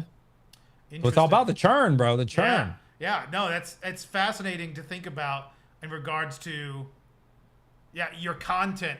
I guess I never thought about the fact that your content is directly correlating to your sales. And then it would also directly correlate to your sourcing then too, right? Like you make the video, you get the sources, you get the sales. It kind of all just like all of feeds on itself. All of it. Very rarely like some Facebook. Like, dude, Facebook is so trash, bro. Yeah. Oh no. He's so trash, like so garbage, man. So like in-person trash, like, and also these people can't get me the quantities I need, you know, like for my business, like I need 50 ETBs. I need 100 ETBs. I'm so past the like go on Facebook and buy 4. Go to Sam's Club and get 2 of an. Oh, bring your wife and get 4. Like that would do nothing for my business. I would sell it instantly. You know what I mean? Like the days of like scalping for my business, anyways. It just wouldn't even help me. Even if I could, bro. If my friend was like, dude, come to Target right now. They got a set of Heroes ETB. You have to hurry. You're gonna get them for MSRP. Dude, I'm not wasting my gas for what? He'd be like, bro, it's 2 ETBs, brother. It's just not. What am I gonna do with that? I can sell to one person. Like I need to scale this business. You know what I mean? Like not. It just wouldn't help me. Does that make sense? So do you see yourself jumping into anything else that you're currently not in the future, or is there anything that you want to get into that you're not quite hitting? I would love to get other TCGs, man. And like I said, I'm getting some other TCGs like Vibes, Cookie Run. It's not the popular stuff. Yeah. I tried Magic for a long time. Like, well, I shouldn't say a long time. It felt like a long time to me. Yeah. Holy crap. You ever sold Magic? I sell singles, some of the singles, yeah. Okay. So I was buying Magic because, you know, I've been watching Rudy like probably 8-9 years, like a long time, dude. But I wasn't into Pokemon back then. I just liked his finance and like business side of things. Didn't really care for the cards, but he would always say Magic's so good. So like I started buying Magic sealed. And from my experience, this is what happens with Magic. It launches and it goes, bro. And so I'm sitting there like, what the heck just happened? Right. So I like my first experience was Dustborn and is it Dustmore? Whatever the hell. I don't know. What you're talking about, Ixalan, and then the biggest L was Lorwyn Eclipse. Yeah. I was buying a bunch of those, and I got them for $110 a booster box, bro, which is like dirt cheap, right? One of my viewers was like, "Yo, I got you, bro." He had the plug. He's like, "I'm gonna give it to you for $110." Market said it was $140, so I'm like, "Yeah, I'll sell them for $120 a box, and we'll keep it going." Instantly. And so like that's what it's like for Magic, bro. Yeah. Bro, Magic is, and so everybody sells and races to the bottom. Every single person. So I have to hold this shit 3 to 6 months. For me, it's unacceptable. Because with Pokemon, I can't wait 3 to 6 months, bro. I need to churn this inventory instantly. You know what I'm saying? The day, bro, like not right now because times have slowed, but just even last month, bro, I would list a product on my phone on Shopify. By the time I'm walking up the stairs, it's sold. I put Certain Sparks, sold out by the time I get to my computer. Like that. Seriously, bro. Seriously, like that fast, bro. Instant liquidity. Gone. But with Magic, it was the complete opposite. So I kept buying. I was like, no. People were like, stay the course. And I bought more and more. And it does take off eventually. I'm not saying it doesn't take off. But literally, it was taking me until distribution runs out. Once distribution runs out, which takes quite some time sometimes, you know, that's when I get to make the money. And I said, I'm done with this. Like, I can't do this, man. I just can't. I can't wait this long. Like I said, for me, the reason I churn and burn, while it is my first bear run for Pokemon, this is probably like my 4th or 5th, like in general, bear run. Like I've been doing this a long time in other industries, bro. Like crypto, 3 complete cycles, stock market since I was 21. I'm 36 now, 15 years of experience. Been through this, like, you know, all the pains. So for me, knowing that the Pokemon bull run's been going on for 2 years, all I see is red flag. Like eventually this is not going to be good, right? So that's why I always take profits. Started the business with 22K. If I sold everything now, we're probably like, I'm just guessing 110,000, right? I'm just guessing somewhere around there. And that's okay. You know what? If that's when the plug's pulled, well, I guess I made 70, 80 grand profit. You know, it's all good. In my guess or estimation, like it is going to end. And when it ends, it's going to be really, really bad for everybody. So I'm just going to not be holding this stuff. You know, I'm just going to keep making my money. And that's how I get away from all the risk personally. Yeah. I don't blame you, because I think that it is fun. I've heard some people being like, it's never going to go back to the way it was. It's always going to be big. Or do I think that we're ever going to get Ascended Heroes at MSRP all day long? No. But the newer sets, Pitch Black, yeah, maybe, you know, maybe we get that to MSRP. Maybe we get whatever hasn't printed yet, you know, 30th, you know what, speaking of 30th, I got a 30th drop. I was actually in your Discord and you pinged on the Pokemon Center. Never tried it. Saw your ping. 45 minutes later, I saw your ping, joined, waited 2 hours, and still got 3 booster bundles. And I'm like, they're printing this shit to the ground. They were printed to demand that day. Oh, yeah. They're printed to... I think they're going to fuck it. I hope they do. I kind of like... As a guy that wants to get product, because I do still, like you were saying, I do enjoy opening product for myself. I'm like, print this shit to the ground so I can actually see it. I want to see it. I want to be able to open... I've not opened a single Ascended Heroes pack because I've never found one, and I'm not going to pay $15 or whatever the fuck it is to get nothing like I always do. You know, like I hear you. I'm not that. This is not the kind of collector I am, or not the kind of way I enjoy the hobby. What you talk about collecting? What is, since you don't get to talk about it here. What do you like to collect? What do you enjoy about the collecting aspect? What do I enjoy? Hanging out with my kids. Yeah. Like Pokemon. Honestly, do you want to know why I started the business? I can tell you. Yeah, absolutely. It wasn't to make money. I already had like money in crypto and investments and stuff. You know what I mean? So my kids, I moved from New York to Virginia for my job. We were in a hotel. We didn't have anything to do, you know, just sitting, waiting for my house to be ready or whatever. And we're just sitting in the hotel. And then my kids start showing me like God packs and all this stuff, like prismatic and stuff. And I was like, oh my God, Pokemon? They're like, look. They call me Appa, which means dad in Korean. My kids are half Korean. My wife's Korean. Okay, I didn't know that. Like, Appa, Pokemon, we got a Pokemon. And I was like, oh my God, I remember Pokemon. And I was like, no way. And so I've always tried to relate with them, but they want to play the iPad. They want to play Roblox. And it sucks, bro. Like for me as a grown man, I'll play it with them, but I'm like, oh God, it's so boring. But I pretend like, oh my God, it's so cute to play. Like my daughter wants to play like with dolls and like dress up like in Roblox, you know, and I'll ride around with her in her car. And it's just like, it's really boring, right? But so when they started talking about Pokemon, they were showing me God packs and they're like, look, this one's worth $5,000. And I was like, no way. And like, just imagine being in a hotel with your family. You don't have really anywhere to live but this hotel, and you're just bored out of your mind. And so we started watching that. Then I found like Nostalgianomics, and he was doing Rip and Chips. And so I started buying it because I couldn't find it. I went to Target, went to Walmart, couldn't get any Pokemon, but I could buy off Nostalgianomics. So we're like ripping packs, and we're all like, as a family, like, oh my God.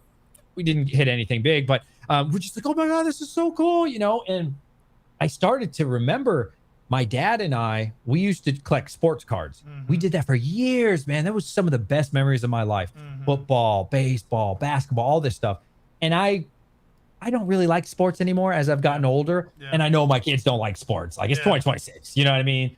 So this was like the perfect vessel. So I was like, do you guys want to go to a card show? So we went to a Collecticon. We went to little small shows, and my kids were loving it, and they still love it now. And like every time I open some packs, bro, I'm like, who wants to open packs? And the house is like, and then we'll just sit there, we'll open some Crown Zenith, or we'll open Prismatic. Prismatic's a terrible experience every time. But, you know, there's other sets that are actually fun. And so that's why I started, man. And so my son, he was like, hey, we should start a YouTube channel, because I already had a different YouTube channel called DJ Minds. This is the one after the gaming channel with Blizzard. Okay.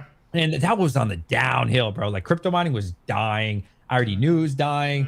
It was a dead industry and dying. So I was like, okay, yeah, you want to do a YouTube? So we did it for like 2 weeks together. And then he's like, I don't want to do YouTube anymore. And I was like, well, that sucks, because originally my channel was called DT's Poke Center. So DJ and Troy. That's what it was, right? It was going to be a family, like fun. Let's open packs together and collect and hobby and stuff. And that's what it was going to be. But then he quit on me. And he's like, I don't want to do it anymore. He still wants to do Pokemon. He just doesn't want to be on camera. And I was like, this was your idea. So I was like, okay, well, opening packs is really expensive. So then I found randomly this guy named Brian, Pokey, and he's like, my name is Brian, and I did 3 million out of my spare bedroom. And I was like, oh, excuse me? I said, did I just hear $3 million? Yeah. You know what I'm saying? So if my antennas go, I was like, no way. So I start watching, I start binge watching. I found RNG and, I find Mason, all these guys, I find all this. And I was like, wait a minute. This is what Rudy's been talking about. Oh, because again, I just watched Rudy for like S&P talk, the finance talk, and he's got a high level or business acumen. And that was interesting for me. And so I was like, wait, man, I might be able to do this and we can open packs for free.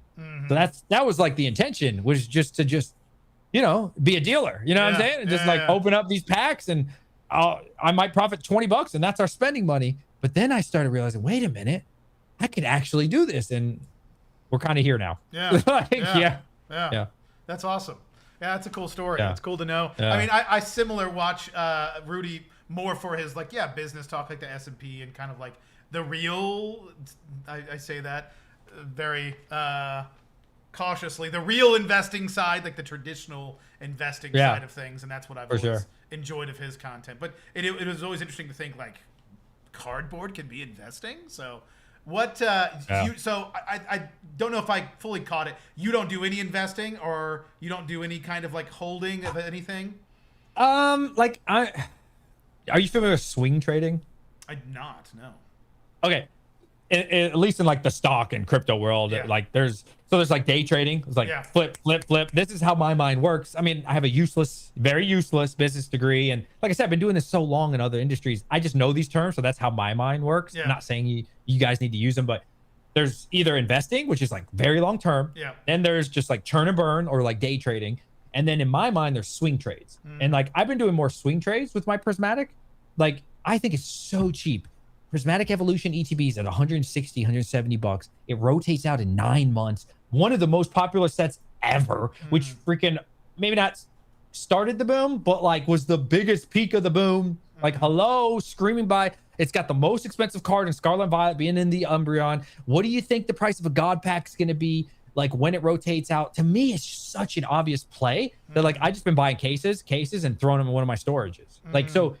I will sell it all when the price goes up, but I feel like, how can I sell this right now, make $100 when I know, I can't say for a fact, but I just don't see any way that these cases aren't soon worth $2,500, $3,000. And so like at that point, I don't know if that's 3 months from now, 6 months from now, as we get closer to that 9 months rotating out, I'm looking at that one position. That's why I don't sell my Prismatic at all. I just know what it's going to be worth. And then I wouldn't have been able to do that at the beginning of my business. Right. But like now I have way more cash flow, right? Like, and obviously I've grown it since October significantly. So now I can like, okay, I'm going to take 20% of my spend and I'm going to put it in Prismatic, and that's going to be sold in the future kind of deal. Keeping it back a little bit is where before I couldn't keep anything back. Yeah. I saw Brian's video about him selling some stuff. I think he was kind of like putting a play on it, saying he's doing it for 30th. I don't know if he's actually doing it for 30th for cash flow or not. Do you hit up with him with any deals, or since he sells at market, I'm assuming, or does he sell at any kind of like discount if you buy a lot of it? Is that any of interest of you? Any of the stuff that he had? No. So Brian's a genius, man. Shout out to my boy Brian. I've had him on the stream many times. Cool dude. He charges above market for everything. He best case scenario, he'd give it to me for market. Best case scenario. But the thing is, he also spends thousands of dollars on ads. I know he's cut it down recently because like things have slowed for him as well. But when you do that, when you send it all the way out through Facebook and to every single person on Instagram, you're gonna find, I don't want to say a sucker, but you're gonna find some suckers that are gonna pay above market. You know what I mean? I hate to say the word sucker. That's not what they are, but you get what I'm saying? Like you can afford to sell for higher because you also have to spend more to acquire that customer, you know? I think I did go to Pokey&E's website because I was like, so I bought a Japanese booster box recently on eBay for like dirt cheap. And I'm like, how the fuck did they give me it this cheap? And I opened it and I got like nothing. And I'm like, there's a chance it got resealed. But if they did it, they did a really good job.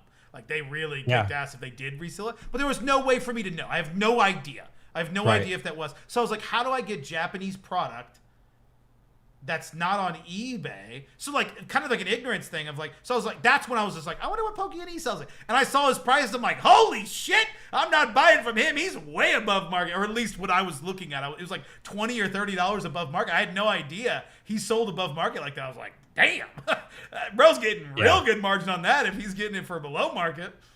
To be fair, though, he also does like free shipping, which is super expensive to do. Free shipping, so he loses on the tail end of that. Like I said, he also does a lot of promotions as well. So like, use code PokeNE, get $5 off your next order. Use PokeNE 22. I don't, I'm just making up stuff. Get $10 off your next order. So it sounds like, wow, this is over market. But then when you use the code, it's good marketing, man. That guy's a marketing genius, right? Now the person feels like, dang, I just got $15 off, and so it kind of gets him closer to like where he actually wants to sell. You know what I mean? He's a genius, man. Shout out to Brian. Brian's fun to watch. Speaking of Brian, he talks a lot about PCG, and I know you recently did a video on PCG. I got it right there, if you want to see it. Yeah, let's see it. Let's see the slab. Yeah, shout out to PCG, man. DJ just did a video on PCG. He got a card graded and got it back. Love the Diablo chair. Bro, tell me you saw that new PCG short. He did 2 today, Rudy. Yeah, I did actually see that today. Yeah. I didn't love that when you opened that box, it was just flipping around in there. That is true. Like I'm not the kind of guy to lie. Well, it's because the foam's not big enough. Maybe I just got to. What is that garb? Like I honestly look. I saw your video and I was like, that's disgusting. Like genuinely not okay. There is one on the bottom. I forgot to disclose that. I should have told you guys. There is an equally small piece. I mean, it's still just flipping around in that thing. Yeah, and in their how do I say this? In their defense, they do double box it, and there was a bunch of craft paper around this box. Okay. You know what I'm saying? But so it's still rattling. Not that it's going to get damaged. I'm not necessarily worried about the damage. It's more so like the presentation. The principle. Yeah. Is a lot to be desired. Dude, do you know what this is going for on eBay? What's that? Bro, last I looked. It's not. It's Charizard. It's not focusing. Maybe come on. Hand behind it. Yeah, I have one of these. It's the Charizard promo, right? Yeah, it's the Charizard promo. Oh crap! Oh, no, everything's. You're supposed to lock on the human eyes. Hold on. Sorry. You're good. I broke my camera. Uh-oh. The Charizard broke the camera. Oh no! Where's my visual? All right, I think there we go. There it is. There it is. Yeah. Dude, this is selling for triple PSA right now. Triple. The PCG. My PCG is selling for triple what this goes for in PSA right now. Now, that's right. To be fair, it's probably because I make YouTube videos. Like I'm not gonna lie. I'm not gonna lie. It certainly ain't worth that if some random person put a 9 on there. Right. But to be fair, I'm a really small YouTuber though. I got 4,000 subs. You know what I mean? Yeah, but like, you built the $500,000 of sales from that, so Yeah, it definitely is your viewers. Right. I'm pretty confident, which it's literally triple what PSA sells for right now. Charizard is triple. Like crazy, bro. Yeah. It is. So one thing you said in that, which I was like, so my thought. Yeah. I plan on sending my own to PCG. I actually already recorded a portion of it. I'm going to send off 5 to PCG, 5 to CCG or CGC rather, and I'm going to compare them. The thing that really, I watched your video. Literally, your video was the only video I've watched about PCG. So it was my first. Thank you. Like exposure to it, and the fact that the label moves around and you can hear it, I was like, ew. That was like, the presentation, they're killing me on that. Like, I want to like it, but the presentation, and I agree with you, the subgrades, hideous. I don't see it move. I don't see it move. Yeah, but I don't like that. Yeah, so it's like change in your pocket. Right. Like I don't see it move though. Yeah. Like it doesn't. You don't see it. Do that. Yeah. I think it's just because it is a piece of metal that it like. But can they not like glue it or some shit? Because I don't know. I've got this right here. I don't sell it. Maybe PSA has this. I don't know. Maybe it's just I don't deal in slabs, so I don't know enough about slabs. But I got this slab from somebody. Someone just gave it to me when I bought a collection. Like, you just have it. It's a Squirtle 9. But it can this pick up on the camera?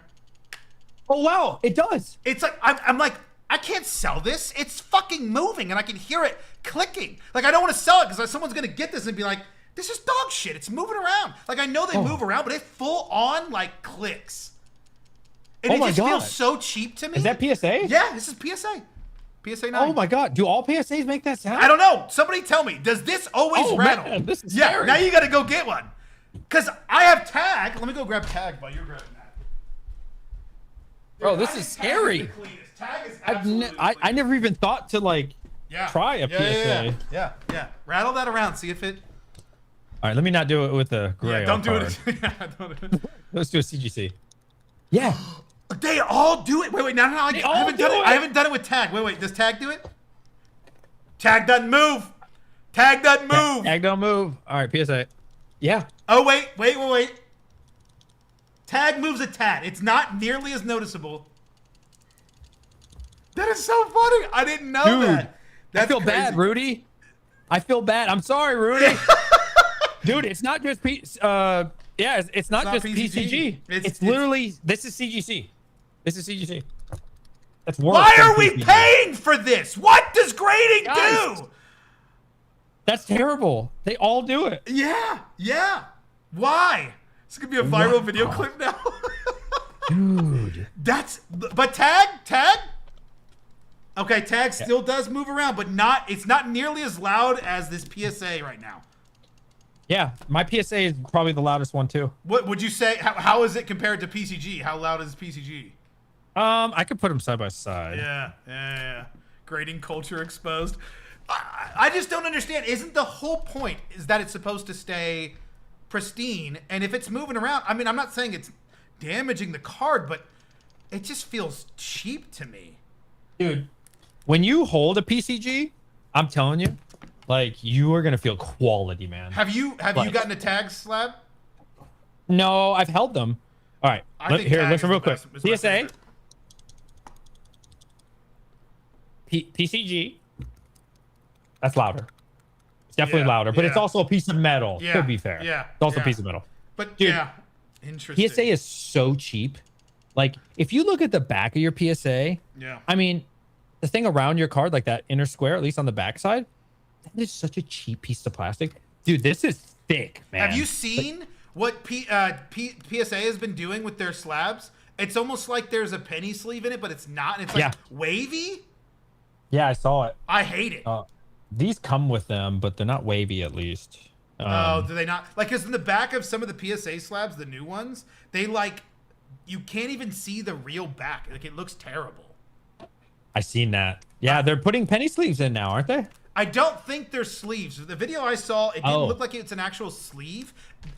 Some people are saying they think it might be like a I don't even know how to describe it. I guess like a anti-something. Stop from people. I don't know. I don't know what the hell they're doing, but it looks like shit. I don't like it. It just makes it look like the card is wavy, and I'm like, well, that kind of defeats the purpose. So anyway, I was interested to hear that it moves around, but now we've just exposed that they all move around, which is kind of wild. And I feel bad. I'm sorry, Rudy. I know Rudy watched my video. I found out. Oh yeah. So I feel bad. How did you find out that he watched your video? Well, people told me. Yeah, people told. But yeah, I heard through the grapevine. But so I'm sorry, Rudy. But I have to be honest with my viewers. No, you know what I'm saying? Like, if I hear a rattle, I hear a rattle. No. Now, I never thought that, like, oh, I should have taken a PSA and shaken it. And now we all know PSA, tag, and CGC have the same rattle. Yeah. And that was one of the biggest comments I got is like, this is unacceptable that there's a rattle, not knowing that they all rattle. Yeah. I mean, it's definitely a different rattle because, I mean, and man, tag really doesn't rattle a ton. I really have to shake this thing around to really get it. Yeah. Really get it to go. But yeah, it is. That was, to be fair, like, I'm all for somebody taking over PSA. Like, I love that idea of somebody getting PSA off a notch. I don't know if it's PCG. Personally, the worst of the slab is the subgrades. I just don't really like subgrades in general, but also just like I think what you were saying of like they're all the same size. I don't love that. Like I want it to be like This is an 8. Like, you know, this is an 8. You know, this is a 7.5. You're not like, oh, this is kind of, well, what is it? You know, that's felt kind of, I don't know. PCG's got a lot to be desired, in my opinion. I mean, my only complaints, like I said, I mean, it's real easy to fix. You know, like I get rid of these half circles or put them on the back or something. 100%. The rest is dope, man. Like I honestly love it. Like the rest of it. No, I agree. It is a piece of metal, and like I said, this is so strong, bro. Like I'm not gonna do it because I put it on eBay, but like if you just even try to bend it, it doesn't move at all. PSA, bro, you start bending this one. I mean, this is literally. You could crack that with one hand, probably squeezing it like this with PSA. I mean, they are so cheap and such trash, like terrible quality, bro. PSA is hot garbage. Hot garbage. Yeah, it is very surprising that they're. I also think they have the ugliest label. That's really the crime for me is the PSA label. I think it's not a very good looking label, but I think that's a good thing. I think if they put the subgrades on the back, it would make me instantly like it. I think that's actually a good suggestion because I think that the subgrades kind of kill it for me. I'm just like, don't love them kind of taking up a lot of real estate. And I think but I did see the pristine 10s, like the all 10s, and that label, the gold ones, like that shit's gorgeous. So I'll give them that one. Like, I want my subgrades if they're all 10s on the front. Oh, of course. Right? you know, the problem is, like, if you got a new card, let's say you get the new Gengar from Ascended Heroes. Yeah. I say 99% are going to send it to PSA. Yeah. Why? 100%. Because they're incentivized to. Because the chances of getting a 10 are probably pretty good. Yeah. The chances of, you know, ultimately, where's the big money? Beckett Black Label. You're not going to get a Black Label. No, Everybody knows that. So 99% of people are going to say, nah, send it to PSA. And then you're going to win way more at the slot machine. Mm-hmm. That's kind of the bad thing when you do the subgrades, right? Like, there's pros and cons. It's like, well, why would I send it to PCG if I could just send it to PSA and get a 10? Because I know they're going to grade really harsh. It's going to give me a 9, right? So it's going to be tough. Like, the more you try to scale it, the more a lot of people are going to be like, I'd rather just take the easy money, right? There's nothing wrong with trying to make money off your cards. You know, make money. No. So I don't think in this current state you can send cards to PCG if you're running a business. It's not going to sell nearly as good or as liquid, not even close. CGC, they talk about CGC not being liquid and being lower in price. I mean, PCG is going to be like way much further down than that. So I think you're right. I think the problem is right now is businesses can't take advantage of PCG. And until that happens, until they start getting some market share, which is always hard. Like, how do you get market share? You sell more. How do you sell more? You get more market share. Like, it kind of is like, how do you crack that? And I think it's going to have to take enough collectors doing it at first to really, or maybe he breaks more into Magic. I know Magic grading is not really terribly profitable, you know, generally speaking, like Pokemon is, where maybe PCG can that's kind of where people go is Magic grading. So that could be interesting if they crack into that market and try to make it a little bit more profitable for that. I think it's gonna be really interesting once my card closes, because the biggest problem, I think Nostalgianomics said this first, so I kind of stole his idea, but whatever. The biggest problem is how much did these sell for? So there's not a lot of history on eBay, unfortunately, and that's why I did it, to support Rudy, number one, but to help him. Dude, I don't give a shit about this card. Like, you know, if it sold for $10, I wouldn't care. Genuinely, I don't care, bro. It's a $40 card. I knew it wasn't gonna 10. I was very positive this wasn't gonna 10. But more importantly, it has data. So the next person that says, should I grade with PCG? That's just one more card in the ecosystem. I did my part, and now it's out there on the internet, and at least they can see, okay, how did it sell? And maybe my card's a bad example because I'm a YouTuber, but they might say, wow, that sold for 3 times PSA. That might be a bad example, but like, no, hopefully everybody sends 1 card, 2 cards, and not keep it, but throw it out there on eBay. You know, something cheap, $10 card, 20, it doesn't matter. And don't send them your Rayquaza, you know what I mean, from like Evolving Skies or something. But like, do your part, send 1 or 2 cards, and then eventually there'll be 100 solds on there. There'll be 1,000 sold, and finally it'll be like, okay, now somebody trying to make that decision for themselves, they have a little bit more data, right? Because right now it's almost impossible to find sold. Excuse me. I'm just trying to say something and start coughing. No, I did that the other day. I was like, let's search PCG. I don't see it. I don't even see them really listed. When I search PCG, other things come up, and I'm like sports cards come up when I search PCG.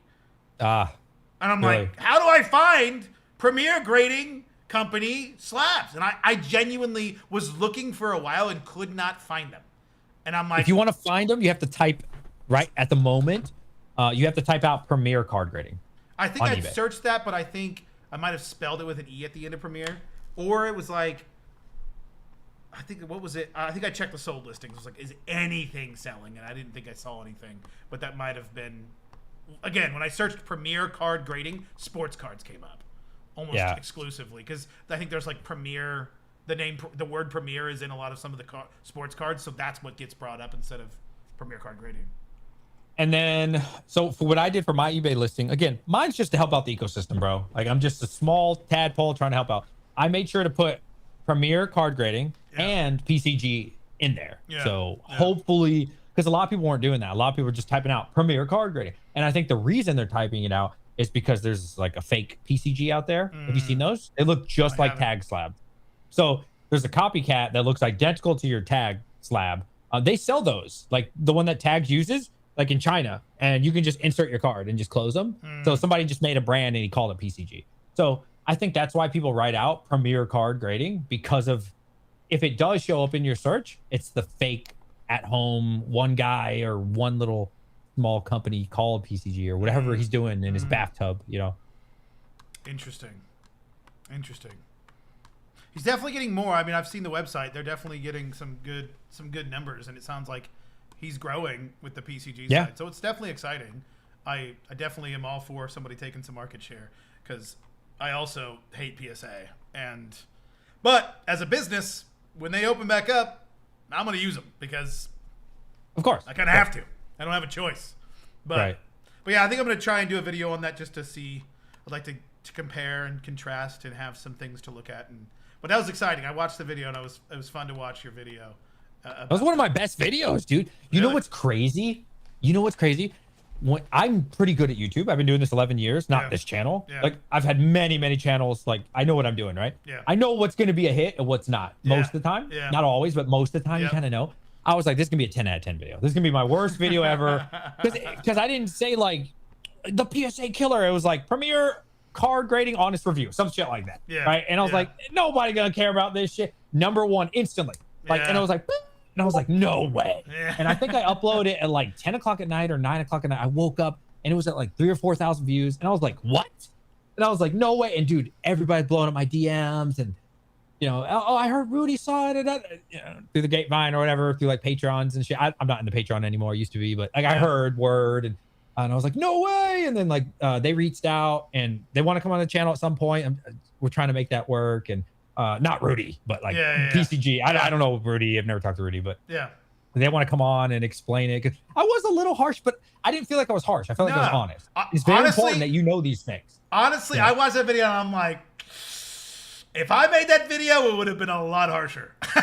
Just straight up. Like, in fact, I thought when I watched that video, I was like, you are giving them too much credit. Because if this is, I guess I see it more of like a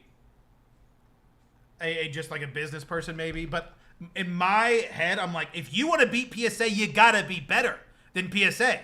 PSA is doing this. You can't do this if you want to beat PSA. I see what you're saying.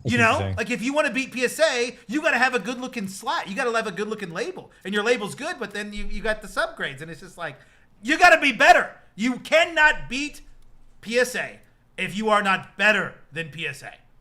So I'm all for PCG, but I think they do need to make some improvements to be better than PSA, because without that, they'll never stand a chance beating PSA. You have to be significantly better than PSA. I think there is a market for PCG, man, moving forward. For sure. Because, like, if you can continue to get your cards back quicker, but more importantly, significantly cheaper. Like, when I got my Umbreon with the kids from GameStop, that took so long from Prismatic, bro. And I only got a 9, and I think my upcharge was like $400 or $500 or $300. I don't know. It was, bro, it was a lot. Like, if you factor that in, right? And then let's say I'm making up fake numbers here, right? Your Umbreon sells for 5K. Okay, but like maybe you got upcharged $1,000 or whatever it is. If you got a 10, I didn't get a 10, right? You got upcharged 1,000, you profit like 4 or 3 or whatever it is. But then with PCG, you only spent 20 total. Yes, it sold for 10% less. There's like, I don't know, 20% less, but like a lot of those things are going to factor in. I could see a market for it when you get it significantly cheaper. Yeah. If long term it can sell, I know it probably won't sell the same, but if it can sell just a little bit less, you know, still have that. So I don't know, we'll currently, see. from what I understand, CGC is what you're saying. Yeah. Like CGC is cheaper. Right. They don't do upcharges. They are faster, and they're around the same price, from what I understand. Even just base CGC, if that's not talking CGC Fanatics, which is only $10 a card, but then you get you get 3%. Anyway, but CGC kind of is that. Yeah, that's fair. So and they're not breaking into the market. So again, I feel like that it kind of goes back to that, like, you got to be so much better, and I think they could get there, you know, but yeah, because CGC I think is better than PSA. I think CGC Pristine is gorgeous. I think PCG looks better than PSA, but I think everything looks better than PSA. But PSA looks terrible, dude. I didn't know this was the very first PSA card I've ever had. I've never owned one, and I just happened to get one from somebody, and I had no idea. Just something small. I don't know if it'll show up on camera, but I had no idea this like case, like slab is very clear. I like this, or tag. It's very clear. It's very like it looks very, very clean. This is like faded and looks like really cheap plastic, to the point where really cheap, right? I literally thought when this guy gave it to me, I was like, "Is this real? This almost looks fake." I literally thought it was fake, and I was like, "Oh wait, no, that's just what PSA slabs look like." Okay, I didn't realize that. I've been using PSA since like I started the hobby, which admittedly wasn't that long ago, and that's what I like to accept, especially when I was vending, because they're very liquid. Yeah. So that's all I knew. So it's very biased towards PSA.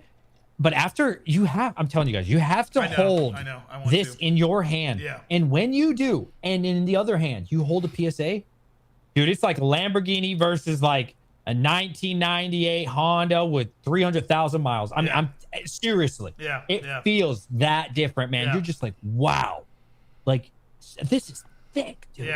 Yeah. Thick. Like, this would really protect my car if I threw it down the stairs, I think. Genuinely. Doesn't he say they're waterproof? Aren't they waterproof too?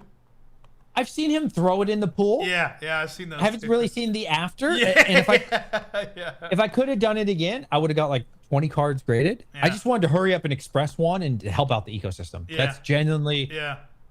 When I made the video, like I said, I thought it was gonna be the worst video ever. Like nobody's gonna watch it, nobody's gonna bid on this car. I didn't think it was gonna 3x what PSA is doing. You know, genuinely, bro, genuinely. Even with the 3xing, I don't give a shit. What am I gonna do with $100? You know what I mean? Like it's not for money. Some people are like, you're just trying to scam the audience, bro. You think I need $100? Seriously, like genuinely, you think I need $100? Yeah. You think Come it's on worth now. selling your soul for $100? $100? Yeah, a million, all right now. Yeah. $100? Get out of here, bro. Yeah. Gotta throw some more money around to get his soul. Well, man. Think of this. Yeah. Oh, I'm sorry. One more thing. Go ahead. When I saw his shorts today, like showing the palace, I'm behind it, bro. Yeah. I'm behind it. Yeah. I'm like, let's do this. Now, are we gonna fight PSA? I'll try. Right. I'm shooting for the number 3 spot in my mind. You know, the Beckett's. You know, kind of the tag area. I think that's fair. Yeah. But like, that is cool, bro. Like a palace and like knowing it's coming out of this cool. I'm a fantasy guy. I'm a sci-fi guy as well, and like I like that cool, weird stuff. And like, I'm behind it, man. Let's do it. Let's fight it. Yeah, his shorts were cool. I thought that was cool. I thought that was unique. I was like, okay, I can get behind this. I can get behind like the idea of a company having a very fun and just kind of dorky. I mean, it is just dorky, and that in the best way possible. Kind of badass in a dorky way, though. Like him walking out, that's kind of badass. Like that, it's very fucking dorky, but also kind of badass. So like, I'm all for that. Like, I'm all for a company trying to take on the big guys and doing it in like a very dorky and fun and goofy way. Like, hell yeah, that's awesome. So I'm because most of us are nerds. Yes. Most of us are dorks. Yes. I wouldn't even say I'm a closet nerd. I'm a big time nerd, man, for 100%, sure. 100%. You know, and like. Instead, people would rather support like this multi-billion-dollar company that don't give two craps about you. Yeah. instead of like the guy with the freaking palace and a sword. Are you serious, guy? Like, what are we doing? I'm not saying don't grab a PSA. I'm not saying that at all. Of course, get your bag, get your money. Yeah. But on the side, have a little fun with this fantasy 100%. land that we're like, it's cool, dude. 100%. 100%. You know? Yeah. I agree wholeheartedly. I definitely think it's a cool thing for collectors. Well, man, I won't keep you any longer. I appreciate you coming on and talking with us. Guys, make sure if you aren't already, subscribe to DJ's Poke Center. He's a great guy. Talks a lot about Pokemon markets, and it is always a good time. Thanks, dude. Thank you. Thanks, bro. Yep. Have a good one. Bye. Later. Well, thanks, y'all. We're going to jump into some things. We're not going anywhere. We ain't going nowhere. I'm going to stop this recording, though. I am going to stop the recording, so we have that for later. Thank you again, DJ, for coming on. Appreciate it. We got some work to do, though, y'all. We got some work to do. We ain't done. We ain't done. We got some work to do, so let's get it done. You as well, DJ. You as well. I was going to list, but you know what? You know what I say? Never be listing. That's what we always say. Instead, we are going to sift. Because I got some cool stuff to show you guys. So I've been wanting to show you all this. Let me move my camera. Because I want to show you guys some cool stuff we picked up. One of those being One Piece. We finally picked up some One Piece. And I know that I've been anti-One Piece for a while now. But I'm excited, oh my god, to check it out with you guys. I will say, I got this One Piece from a guy that gave me Pokemon bulk. And his Pokemon bulk was very good. So I'm kind of assuming that his Magic bulk is going to, or his One Piece bulk is going to be equally as nice, but I could be wrong with that. So let's move the camera over to some One Piece action / some good Pokemon bulk. So these were the SRs. You guys tell me, y'all One Piece fans need to tell me what I'm looking at, because I have zero idea if any of this is good. You guys tell me if it is. These are the ones I bought for 20 cents a piece. I have no idea if any of these are worth anything. But we're just going to go through them. Let's see the machine. Where's the Fizz badge? That is not coming for another few months. So that, unfortunately, will not happen. They have that market. Yeah, I agree. I agree, Ryan. With Fanatics can be a play. Local guy has a contract with them, and you get 110% of the sale price due to the getting part of the buyer's premium. Yeah. Yeah. Just got my first EGC Fanatics submission back. Pretty happy with the service. When are you giving us a video, T-Tar? When are we getting a video? Give us the inside scoop. Guy who buys it will relist 2 times sale price given the new comp. Yeah. Interesting chat. Cheers. Yes, of course. Bro, One Piece is a decent play. I also got, speaking of One Piece, I didn't just get bulk. He had these 2 cards, which it's unfortunate for 2 things. One, we bought this card. It's like a $50, $60, $70, I don't know, something like that. This card is a big card. I think it's like a $260 card or something like that. Here is the problem. It is, I bought it without checking the condition. And there is, if you can see that, there's like a dent. Unfortunately, I will have to list this as lightly played. So that's probably going to bring down the market quite a bit. Unfortunately. So I probably got cooked on that one, but hopefully we'll make our money with the bulk. Hopefully this bulk will make up for it. Oh, yeah, at 20 cents a pop, most are good grabs. Okay, cool. Edgar, Newgate, and Yamamoto are playables. Okay. What are these gold cards? These aren't the manga cards I know you guys talk about, but it looks like a manga card. Shows you my ignorance. It's a very playable green. It will move fine as LP. Okay, cool. Hell yeah.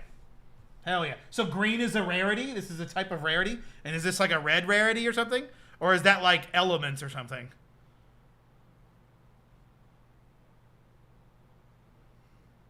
Those are events. It's like trainers basically. Oh, okay. Nice. Rare events. Okay. Okay. And then here are the commons and uncommons. And I think... I don't know what's in these sleeves. Let's see what's in these sleeves. I don't know why these are sleeved. You guys can tell me kind of maybe what these mean. Maybe these are playable. But yeah, got to scan these in. Got to get them scanned in. And I'm probably, since I don't have a ton, you know, a couple thousand here, I might list a good amount of them. Maybe at like, list everything that's over 10 cents or something like that. Just so there's some sort of sifting. Oh, there's some hollows and non-hollows. I think these were the rares. Yeah, these are the rares. She's got some great personality. 2 reasons why a lot of people love her. You know, the classics. But yeah, pretty cool cards. This is the first I've seen of this, and this is the first I'm going through this. So I'm kind of going through these with you together. I bought these and really, literally looked through them like for like 2 seconds, and then was like, "Yep, here you go. Here's the money." Bought them. Commons and uncommons bought at a penny a piece. The rares I bought are all rares, hollow. Rares I bought at what'd I pay for these? 3 cents a piece. And then the SRs I bought at 20 cents a piece. So I made that post. They still haven't approved my post on the Facebook group, but I put it on Facebook Marketplace, and I've had like 3 or 4 people message me since we made that. And that was just on Monday. So definitely got some hits from these. Definitely don't think there's a lot of people in my area buying one piece bulk. And worst case scenario, these don't sell. I just sell them off to my buyer at the price that I bought them from. So I'm not worried about these at all. If these literally, if not a single one of these cards sell, I'll just break even. If any of these cards sell, it's profit. No idea what I'm looking at. I don't either. Right there with you, Davey. Right there with you. Let me turn on some music, since we have no music going. But yeah, we can sift these. You know, I didn't really do. I'm assuming Sort Swift does One Piece, and I'm assuming Card Uploader does One Piece as well, but maybe that's a bold assumption. Let me put on some music.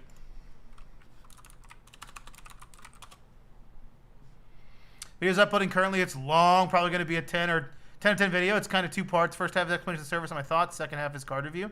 Oh, interesting. How long is long? Oh, wait, I see it. 35 minutes. Guys, go watch T-Tar's video. Don't let it be a 10 of 10 because I'm going to watch the whole thing. Video is titled PSA is closed, so I graded with CGC Fanatics to keep growing my Pokemon card business. Hell yeah, I'm excited. I'll be watching that right after the stream. I'm excited for this. I was looking forward to this one. Leaders, they're sleeved them for no reason. Oh, okay, I got you. I think I paid 3 cents for the leaders. I think that we considered leaders rares. They're leaders. See, okay, yeah. So, can someone explain Dawn manga full art cards? I sold one for 20. Is that about accurate? Dawn manga cards. Jesus Christ. Rares are hollow. Okay. Toss them Robins and Namis in a PSA 10 slab. They sell for $175 a pop on eBay all day. Really? Even the non-hollow ones or the hollow ones? Yeah, I'm excited to scan these. Do we just scan these now and see what they go for? I mean, what kind of... That's the question. What kind of condition we're looking at? These are clean. These are all near mint. Let's just... You know what we're going to do? Because we can. Let's throw these in the scanner, and let's just go to Card Uploader or Sort Swift, whichever. Let's do Sort Swift just to check prices. We're not gonna... You know what? We're just going to do that. We're just going to scan in some hollows. We'll do a little bit of everything. We'll scan in some hollows. We'll scan in some commons. Let's scan in some of these leaders. Let's unsleeve the leaders and scan in some of these leaders. Just see what kind of money we can get. That's the correct Zoro. It's like 12 bucks. Oh, nice. Green holding a sword. PRB 006. Which one? This one? Zoro. You said Zoro holding this? Was it a rare? Yeah, I feel like Namis have got to do well. Just in general. Disorder, welcome. How's it going? One Piece bulk sells kind of slow for me, but does sell. I love my PCG slabs. My PC slabs I use degree grading. They have their subgrades on the back. Degree grade. That's one I've never heard of, McBride. What's degree grading? Love the support and shout out. Thank you. Of course, T-Tar. Non-hollow leaders, yeah. Bandai One Piece cards tend to be clean and well cut on most sets. Yeah, I've heard they're very easy to get 10s. That's part of what's really appealing to me about. Okay, here's the issue. Here's the issue I have in general with grading. Okay, this card I looked very, very clean. Probably PSA 10 worthy or whatever. CGC, whatever. Okay, this isn't a good example because there are borders. How do I know centering when there's no borders? Like, how the fuck am I supposed to figure out centering on a card like this? Do I just look at the back and hope that the front is also like that? Like, how do you guys do full arts? How do you guys look in pre-grade full art cards that don't have borders? That's the one thing I've not, like, wrapped my brain around. I'm in the UK, and Ace grading slabs with art match labels look the best and no upcharge. I'm not sure if you get them in the US. We do not, unfortunately. I have heard good things about Ace. Rough, but it's probably that Blade's Life. Oh, okay. Blade's Life. Blade's Life. I don't know if I see it right this second, but we'll run through some cards. Let's get some leaders, some non-hollows, some hollows. Let's just run through and just check prices. That's all I want to see are some prices. All right, let's throw this back in there. These are the SRs. Maybe we throw in some SRs too. Check the prices on these. You know, do a little bit of everything. We're gonna dabble into the world of One Piece and see what kind of prices we are looking at, because I have no idea what to expect. Oh, also, had no idea this was the SAR. Picked this up. Very clean Chinchino copy. Like, very clean. Unfortunately, now that I'm looking at it, no. The bottom is a little light. But, man, if there is a PSA contender for this card, it's this one. Or a CGC Pristine 10, possibly. I think it's a little light on the bottom. But it's not by much. I think it would be within the 45, 55. So very, very clean copy of Chinchino. We also picked up these cards from the same person, but none of these looked gradable. But definitely the Chinchino card looked really, really good. Okay, let's scan some cards in and see what kind of prices we're looking at. Let me move some stuff out of the way so I can actually do that.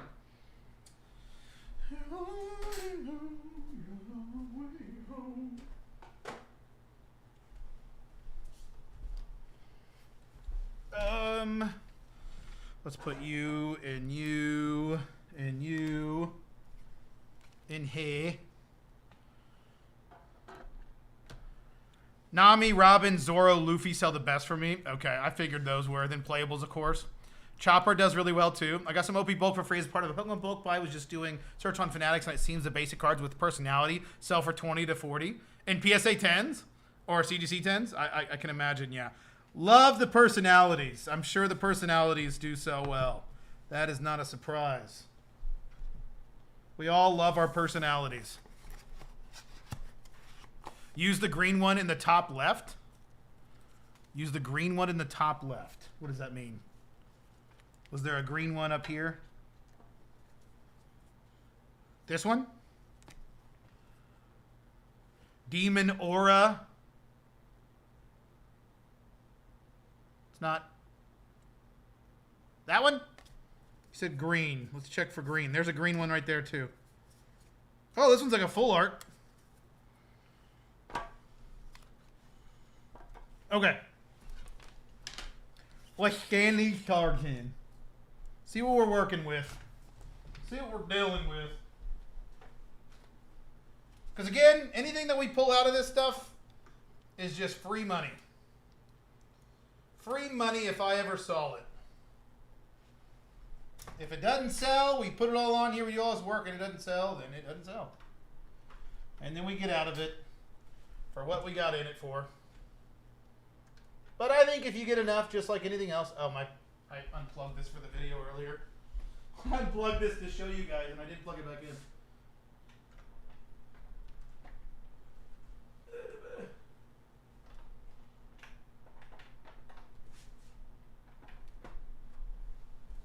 The sidewalk is a little diggy.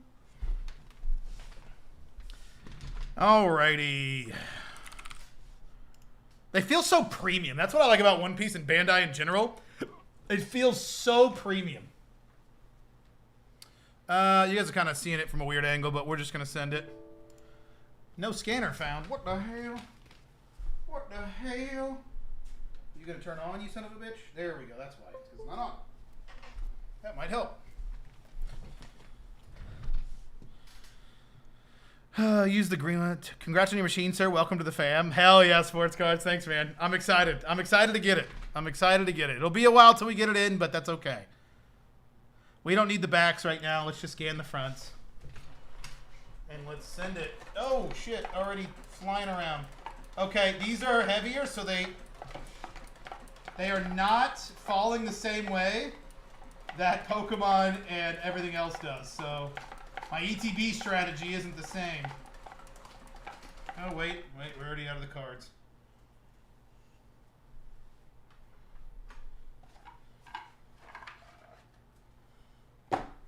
Doesn't really matter the order I have them in anyway, because it's not like I'm sifting right this second. I kind of just want to see. Don't worry about scan lines. I know people are going to scan lines. We're not caring. We don't care about that. We're just scanning cards in. We're just seeing values. All we care about is value. You know what? We could just scan a lot more in. There's nothing stopping us from scanning in all of these, you know? Nothing really stopping us. Might as well scan in all these SRs. Let's scan in as much as we can so we can check some crasses.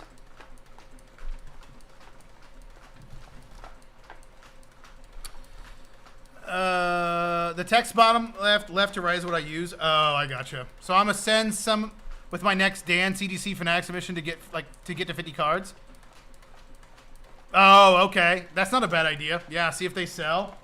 I heard though that One Piece CGC does not sell well. I think that's what y'all were saying in the last stream, that CGC One Piece and CGC sells really, really poorly. So just be careful. I have heard it doesn't sell terribly well. Okay. Let's check these 175 cards. See what kind of value we're looking at.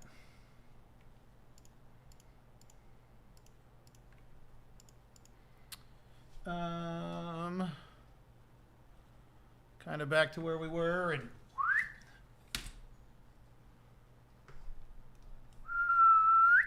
there we go.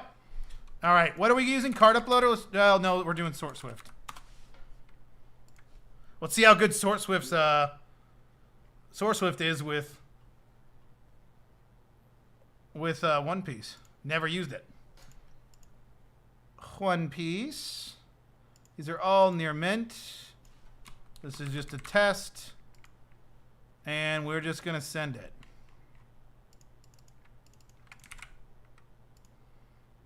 Identify.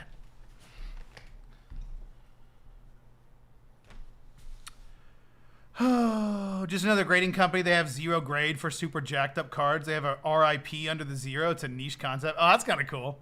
That'd be kind of fun. To find centering on the full arts, I mean, how does... Oh, in the element marker in the bottom left. I gotcha. Use the green one in the top left and the element marker in the bottom left. I gotcha. I think it was just you, Crazy Carl. How does the scanner handle thicker stock? It seemed fine.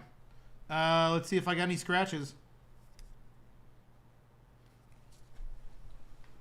Let me grab this and see if we happen to see any scratches. We are clear. We are clear, ladies and gentlemen. Although there is a little bit of a scratch on that one. Is that the scanner or is that just in general? Nope, I think that was just on that card because I don't see it on this card. I see a little bit of scratches on that one too, so I'm wondering. But not every card, so that probably is just some cards already had scratches on them.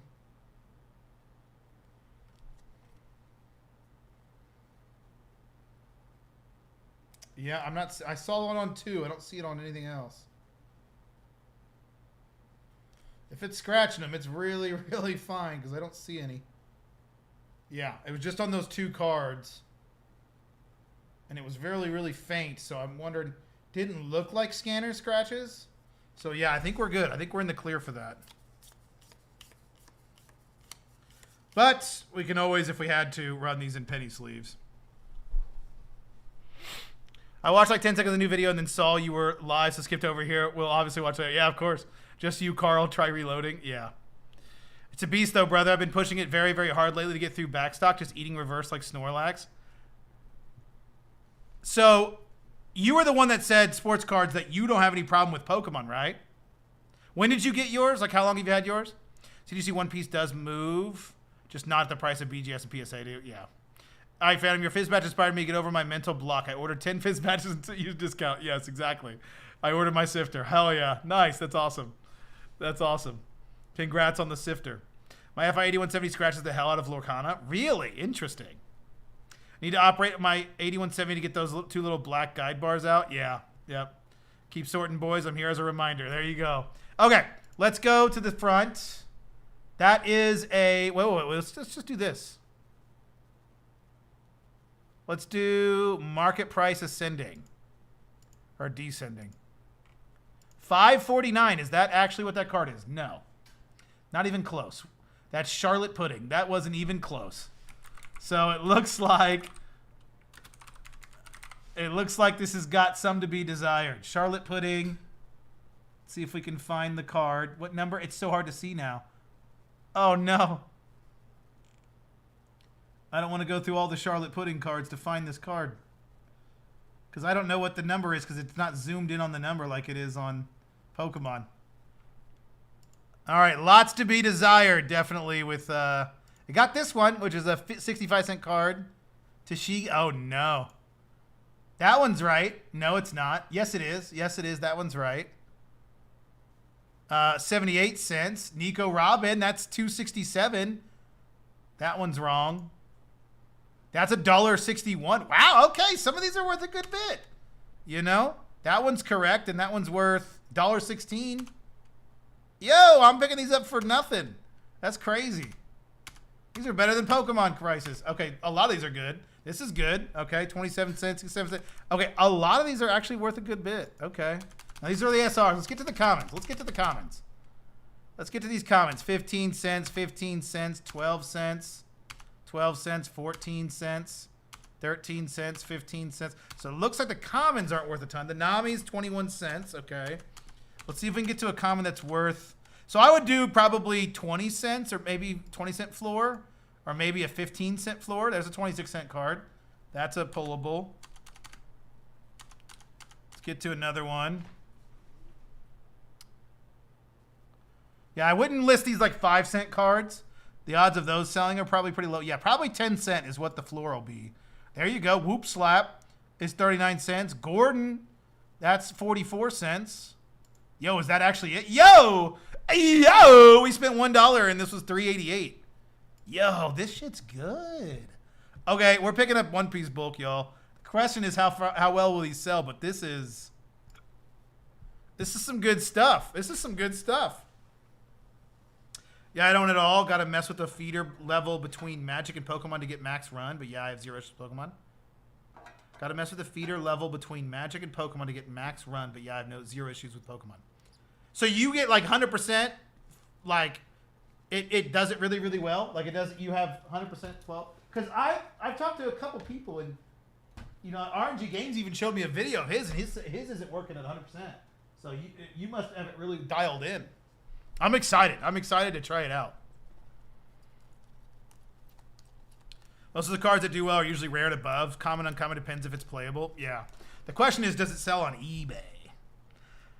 Because I don't want to sell these things on TCG Player, obviously. So I want to sell it on eBay. The question is, how many do we have to have listed to start selling these things on eBay?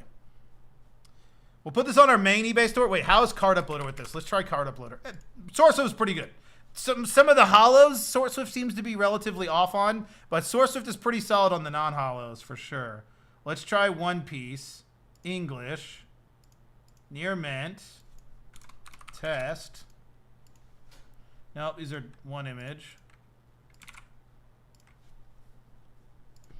Let's try these. 100%. I just want to feed it through without me touching it. I just want it to feed through without me touching it. Like what's the accuracy like? Sorry. What's the accuracy like?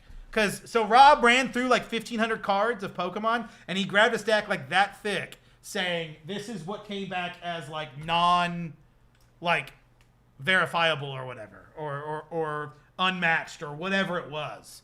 And so that's like quite a bit. That's probably like 10% wrong, which I've heard that seems to be the going rate right now. It's about 90% accurate. But I heard they're trying to improve, so I'm just curious. You selling One Piece now? I am, Dread Pirates. I am. I just got it. Oh, damn. Card Uploader is accurate so far. I mean, shit, these scans aren't bad. I could just list these right now. These scans aren't terrible. Well, I only have the front of them. That's the problem.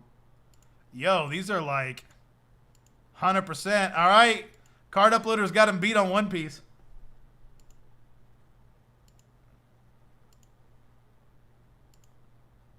Man, these are like dead on. Now, I don't know if are there any reprints? Like, will any of these look different?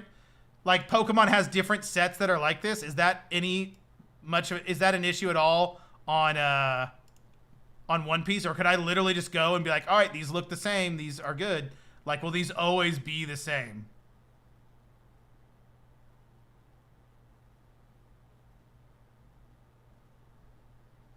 Like, I'll never have to worry about Sugar looking different without it looking like the same. Like, could I just do this and be like confident that these are the correct cards? Because holy shit, if that's the case, we haven't gotten a miss yet. That'll be really nice when I go to list One Piece, because holy shit, that's crazy. Because I will be listing this on the main eBay store, and I'll be using Card Uploader for it.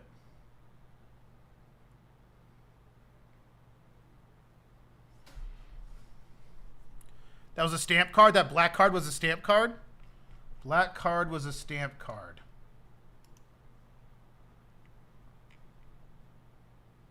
Black card was this one? No, it's not a black card. This one?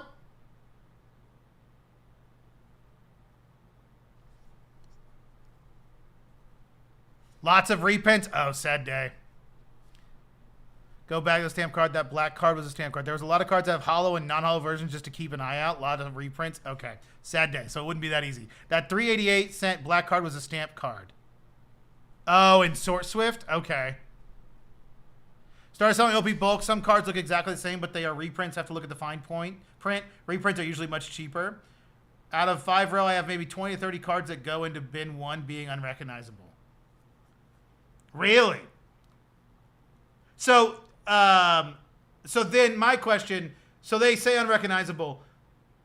Out of the ones that go through, if it goes through, is it saying like that is accurate and are not like a different card? Or is it saying like with Pokemon, if it got printed in Prismatic Evolutions in 151 or something, is it going to ever make a mistake and put something in a bin that it's not 100% accurate on? Or is there times where you could look in the bins that say they're recognized and it actually recognized the wrong card? Reprints have the same exact set numbers as well. Then how the hell do you know they're reprints?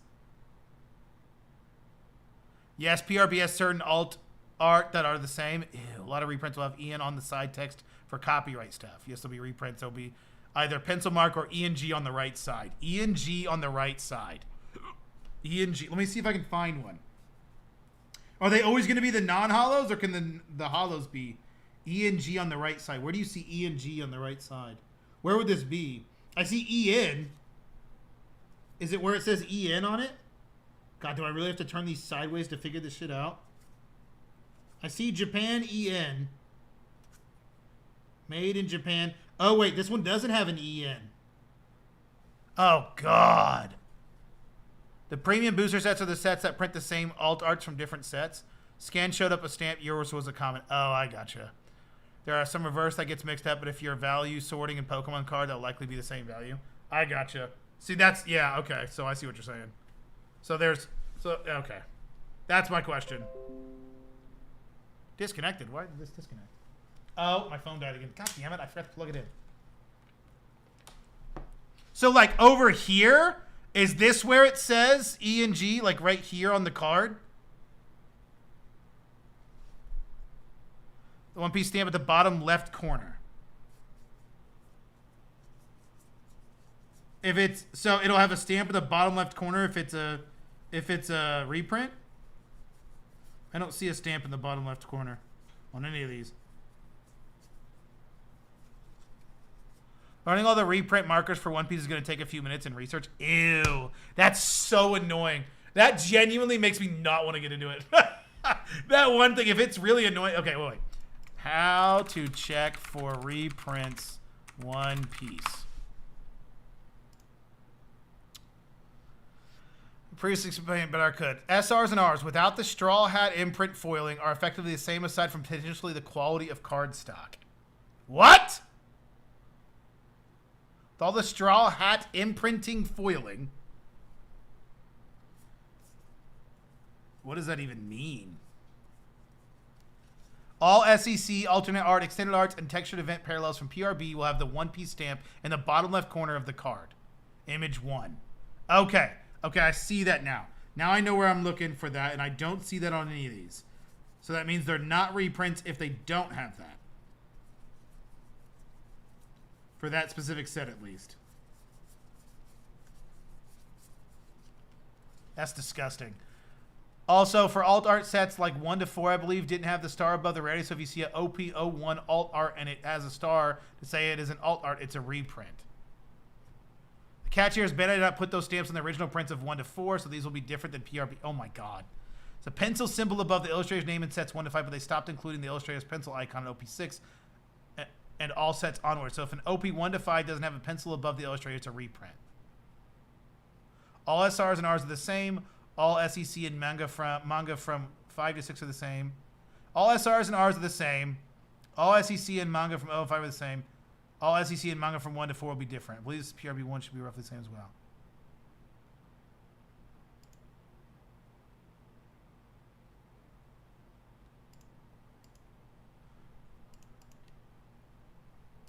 Why the fuck would Bandai do this?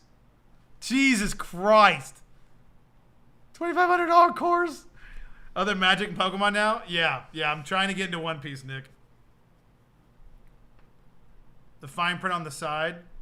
Just list it if the price is good. Yeah. OP05 and after all have that stamp at the bottom left corner. Okay. So if it's not anything younger than... What's EB03? Is that earlier than OP? I mean, these are all, like, newer. None of these are, like, older sets, it looks like. So it looks like I could go off of what they gave me here. Regardless, these look to be, like, really, really accurate. So let's sort these by TCG player price. So this card, this Kuzuki Odin, carry on his will 3rd anniversary tournament cards. It's not a tournament card, I imagine. It's probably just this one. So now that went to a 12-cent card. So none of these are tournament cards. What the fuck? Demon Aura 9-sword style Asura Blades Drawn Dead Man's Game OP 1237 Legacy of the Master One Piece foil near mint. The fuck? That's criminal that that's actually a card name. How the fuck do I fit this on on eBay? Okay, this is not a tournament card. It's obviously not a tournament card, probably, I would imagine. It's probably just this one. So that one's real. It says 3rd anniversary. 319. Yeah, it's probably just this. All right, so it looks like after that, now this looks to be a $4 card. Getting started on eBay, which store membership would you recommend? I was confused on the free listing versus actual listings. Yeah, so Dingles, you want to get however much you need. Like, get the first one you can get. The first one gives you $11,000. It's like $27 a month or $28 a month. It gives you 11,000 listings. Start with that one. You don't need anything more. OP1 to OP4 don't have the One Piece stamp at the bottom left. Okay. Don't worry about the reprint markers too much. It really only matters on higher end cards. Okay, cool. Just get the basic store and upgrade as you need. Yep. All EB series and PRB series have the stamp. Only OP1 to OP4 don't have the stamp. Okay. Dude, OP cards have some crazy names. Yeah, this is insane. This is some Yu-Gi-Oh level shit right now. They're taking one out of Yu-Gi-Oh's book. 268. This one is a super rare for 268. That's pretty good. This is a super rare. 242, 215. Like, I bought all these for 20 cents. That's crazy. Super rare, super. Let's find one that's not a super rare that's higher. Is there one? Or are these all? Here's a rare worth 92 cents. That's pretty good. There's a rare. Okay, super rare. Another rare, 90 cents. Is this the Heroines edition? Probably not. EBO3. No, that is right. Yeah. Okay. Okay.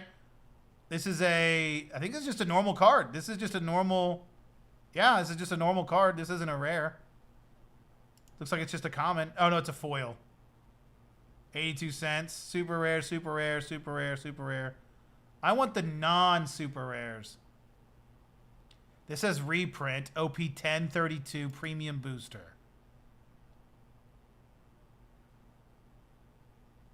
Ian, this does look different from this one. Looks like it's this one. Can we find this one? Tashigi?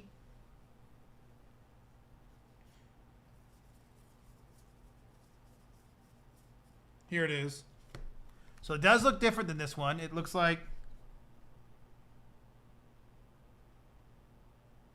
all it says is made in Japan. It does not have the EN on it. So I think it's this one. Yeah, it's this one. Which is worth 68 cents. So I mean, it's about the same.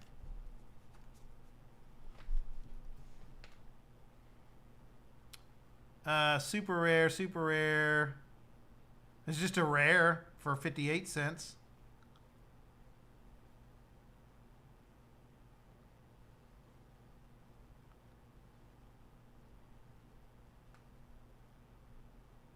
Yeah, it looks like all the best cards are definitely the rares. Looks like I'm getting like none of the non-foil.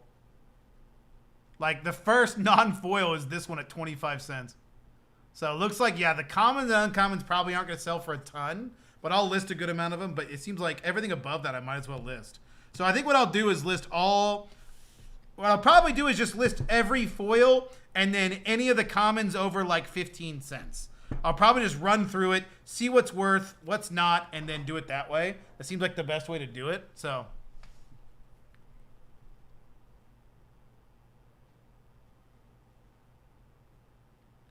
barely fit on the card, yeah.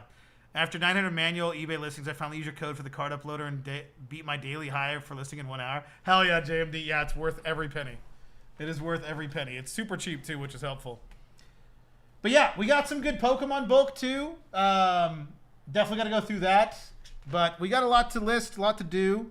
I'm excited to list some One Piece. So if you guys are in the market for One Piece, check it out probably tomorrow when I'll have some listings added. I'll probably try to get... all the foils listed as soon as possible. So yeah, I'll probably just go through it, grab all the foils, list them all, and go from there. I think that just makes sense. That makes sense. Make that make sense. Yeah, that's what we'll do. That is what we will do. And then we'll have to sift the non-hollows. We will have to sift them and figure out what's worth what. There's some Hallows. Hallow be thy name. Get all these listed. See what happens. You know, worst case scenario, none of them sell, and I just turn around and sell them back to my bulk buyer. You just never know.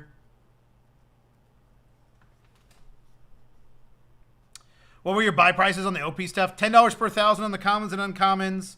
30 per 1,000 on the rares, and then 20 cents per super rare. And I got a lot of people to message me.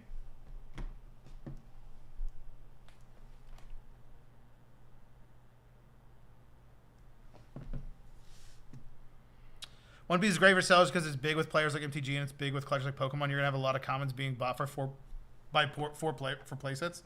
Yeah, I'm excited to try it. I'm excited to see how well it does on eBay. That's the big thing for me, is how well this is going to do on eBay. The question of the day. Speaking of eBay, we got someone that bought... wow, we have not got a single new sale since that. Someone bought 37 bulk cards. 37 bulk cards. They did the buy 10 get 8. Bought 37 cards. Came out to like, after shipping, after fees, is going to come out to like $40 on cards I probably spent $1 on. So that's pretty cool. Okay, I'm going to head out, guys. I appreciate you watching. We'll get these listed and continue grinding. Thanks, guys. Hope you guys enjoyed it. Later.